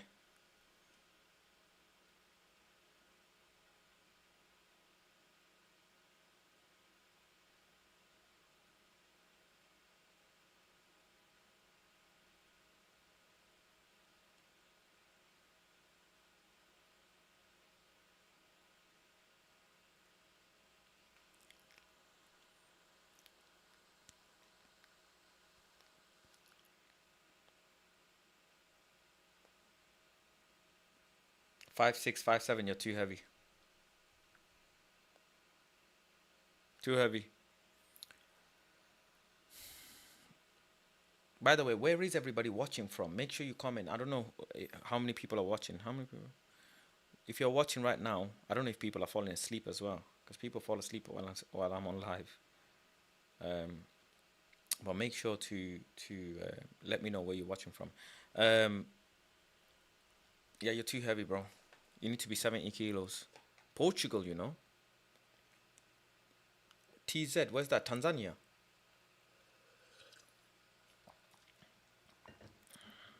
Portugal, love Portugal, man. Not been, but I'd love to go Portugal. But your freaking your YouTube name is shit. Portugal loves Messi. Nigeria, big up Nigeria, man. Big up Nigeria. I want to visit one day.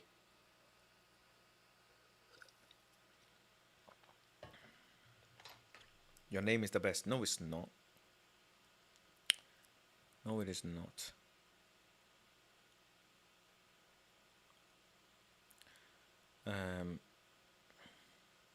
Kenya, big. Oh man, Mark, man, Kenya, man. Big up Kenya. Tanzania as well. All of these countries I'd love to visit, man. Kenya, Nigeria, Tanzania. Nepal. I have been to Nepal, my friend. Red Devils, I have. I have been to Nepal.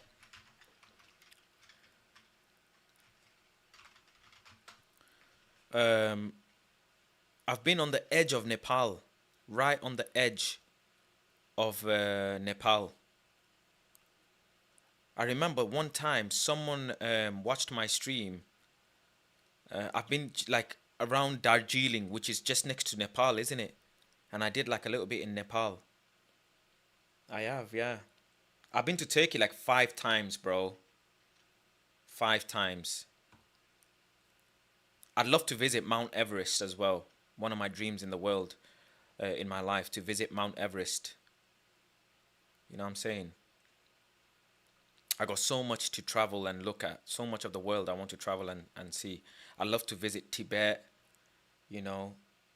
I'd love to visit all of these places and see the world. Turkey, I've been 5 times. First, do you know Simba SC? No, bro, I don't know Simba. Simba SC, what's that?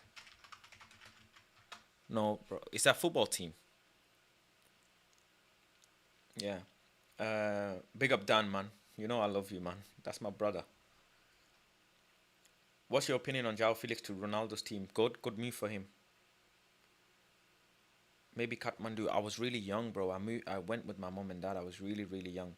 Going Antigua September and Japan in January. Jeez. Lovely, bro. Great. Good stuff. Travel, bro. I love to see you travel.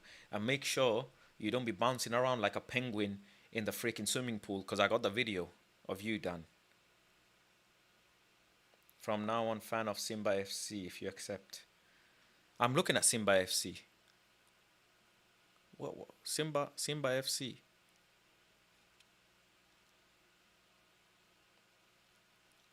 Simba FC.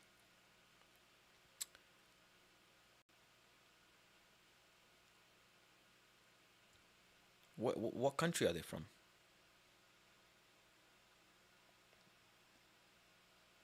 That was in Morocco, the video. Yeah. Angola. I've never been to Angola as well. Tanzanian team. Oh, wow. Wow, lovely.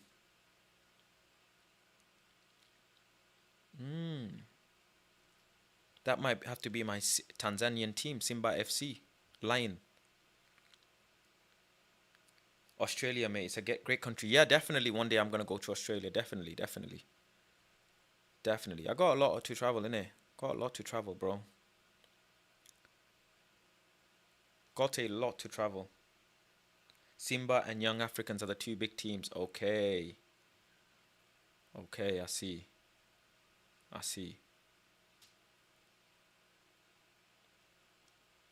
But the most successful club in Tanzania is called Yanga.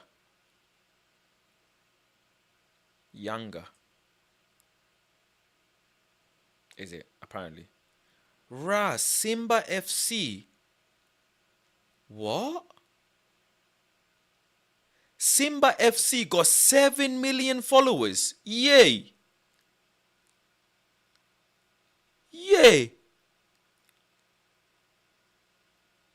Bomba. 23,000 posts. They are one post away from 23,000 posts. Bomba.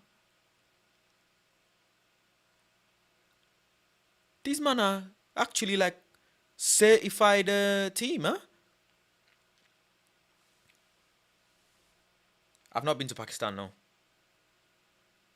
Yo, these men are getting 500,000 views on their Instagram reels. Yo, Simba FC, you know. Oh, Young Africans, the name is Yanga. Okay, I see. Simba FC. Right, okay.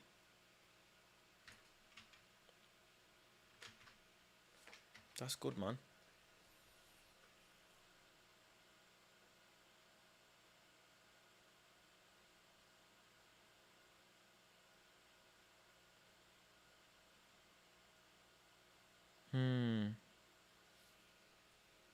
Yanga has 4.9, so Simba's clearly bigger, huh?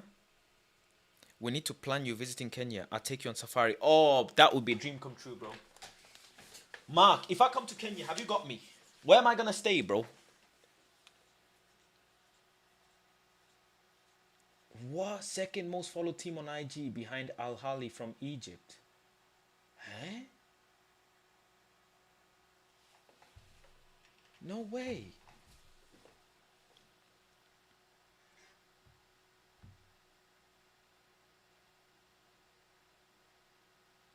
Wow.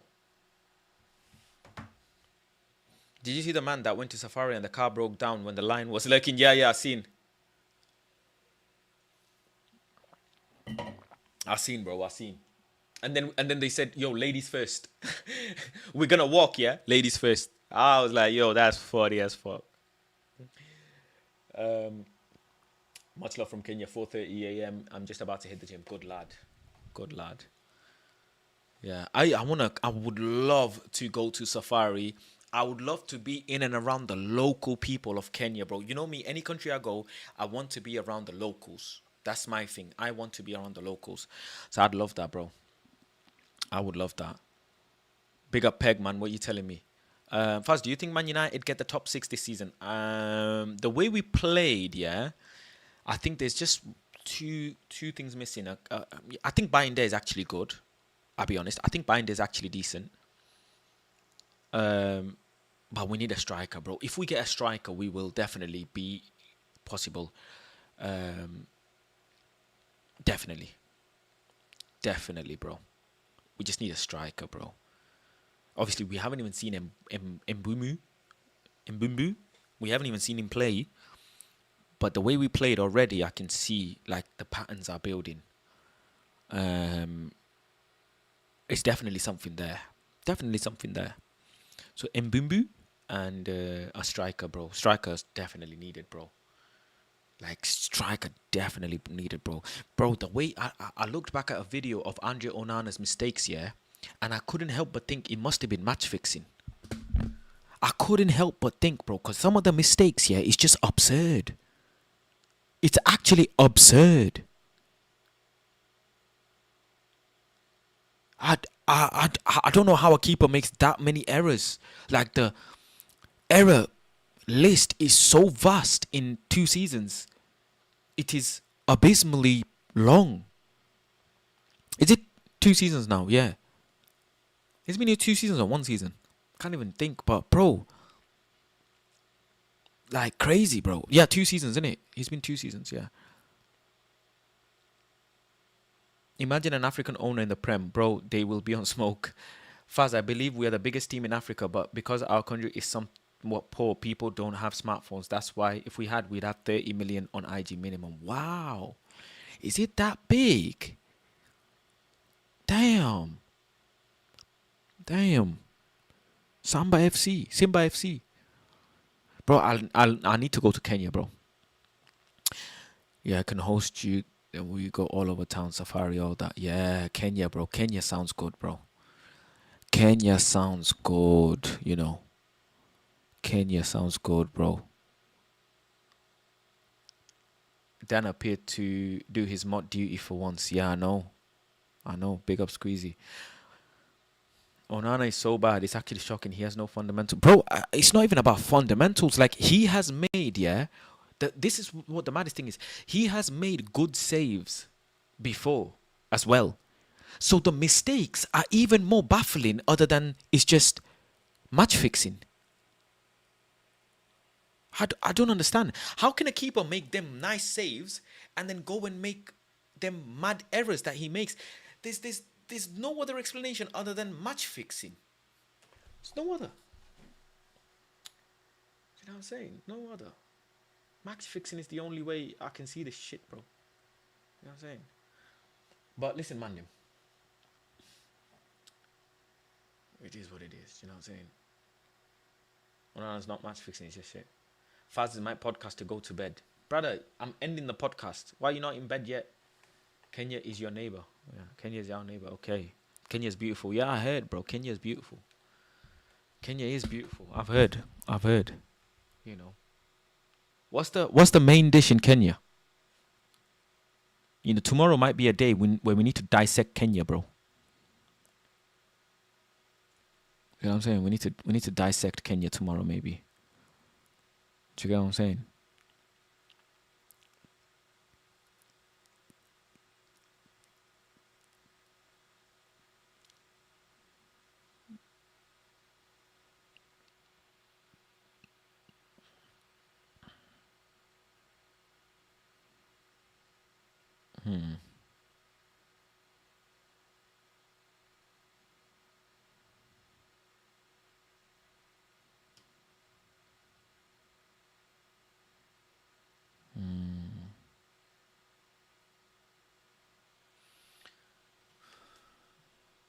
Replay things then. Yeah, bro. Replay things.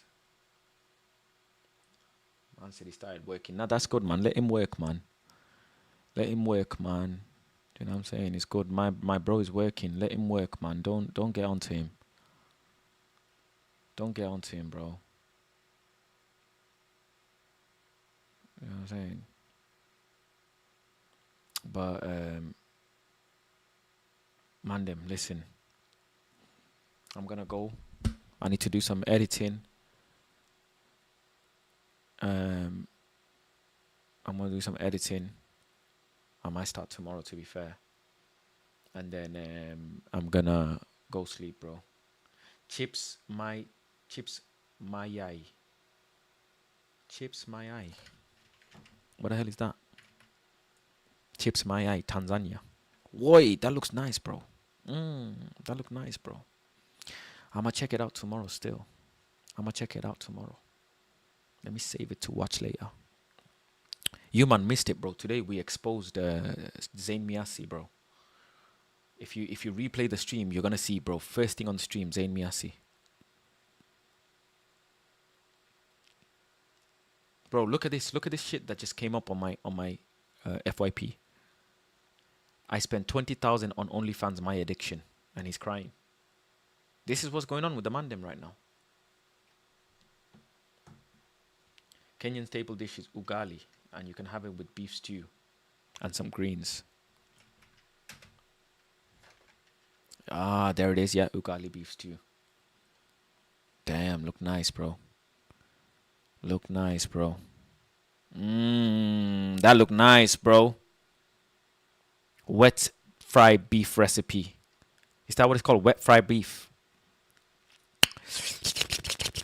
Wet fried beef. It's wet and it's fried. That look nice, man. Twitter and Reddit is free. What you doing 20k on OnlyFans? He might be making requests. You don't know. You don't know. Man, he does the crying shit to get attention and views. Nah, man. Listen, don't be that harsh, man. Yo, Kenya. I have to visit Kenya, bro. What the fuck? How much is flights to Kenya, bro? Flights to Kenya. How much is flights to Kenya, bro? From Manchester to Kenya, yeah? Kenya, yeah? Let's say we go in, okay, for 1 week, yeah? How much is flights? Chai! Nairobi. Mombasa. Nairobi flight, £800. 1,000. Boy, man, damn. Hey, Kenya is expensive, man, damn. Chai. 8 bills, yeah? 8 bills. Brussels Airways. Stop at Brussels. KLM, Swiss Airways. Chai. Self-transfer. What the fuck is self-transfer? Belgium, Swiss Airways, and then Brussels Airways. Bomba. Nairobi, yeah? Faz, what age did you get your first job? Legal or illegal? If it were illegal, it was 15, 16. If it were legal, it was 21.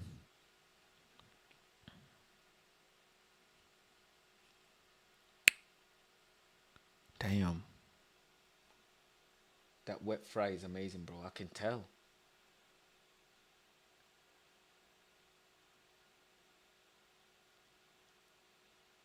He lied about taking steroids and lied about spending 20k on porn. No way, he lied. No way. Safe. No way he lied, bro. Damn. That ain't good. You're safe. You watch him. Maybe that's why it's recommended on my FYP. What was your job at 16?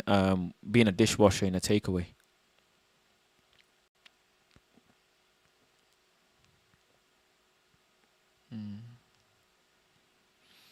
Being a dishwasher in a takeaway, bro.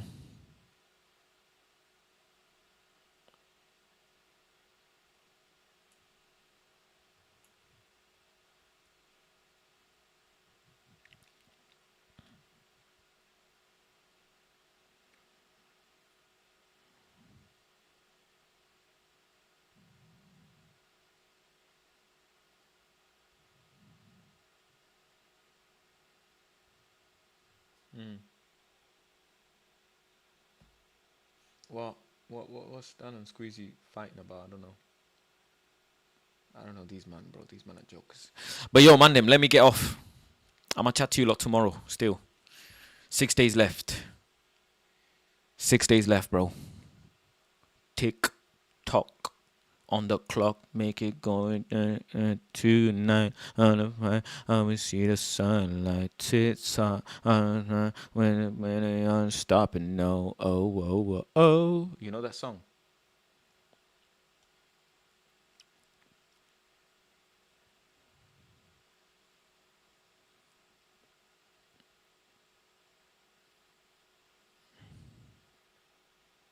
Faz, when the 30 days end, would you still stream every day? I plan to.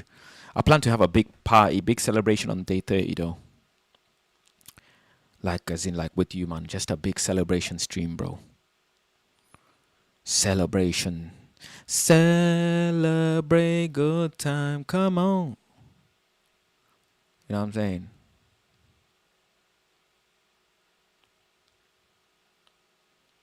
That's what I plan to do.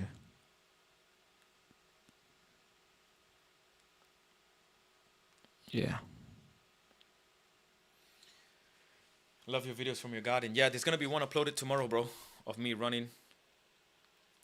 And just a general talk anyways. So yeah. Yeah. Gonna be one tomorrow as well. But yeah, man, them, listen.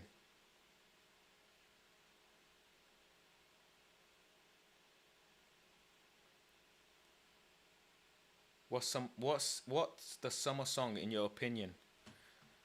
Summer song. You know what? That's a great question, and I'll play it for you, man.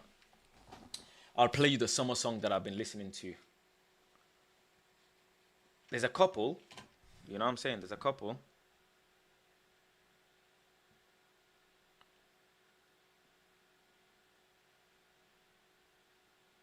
Let me see if I can find it.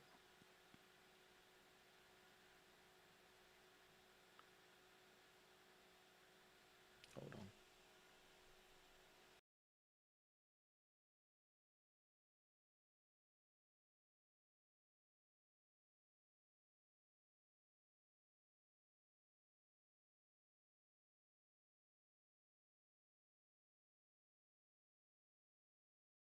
This song never, ever, ever goes wrong, bro.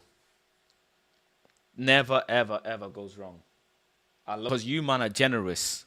Because you man donate and stuff, so I can play. So I don't give a damn about copyright and stuff like that. So that's why I tell you, man, become members because it helps me be able to be. That's my favorite summer song, to be fair. That's my favorite summer song. And it's too sick. But yeah, man, them listen. Peace, love, and guidance. And I'll chat to you tomorrow. I'm out.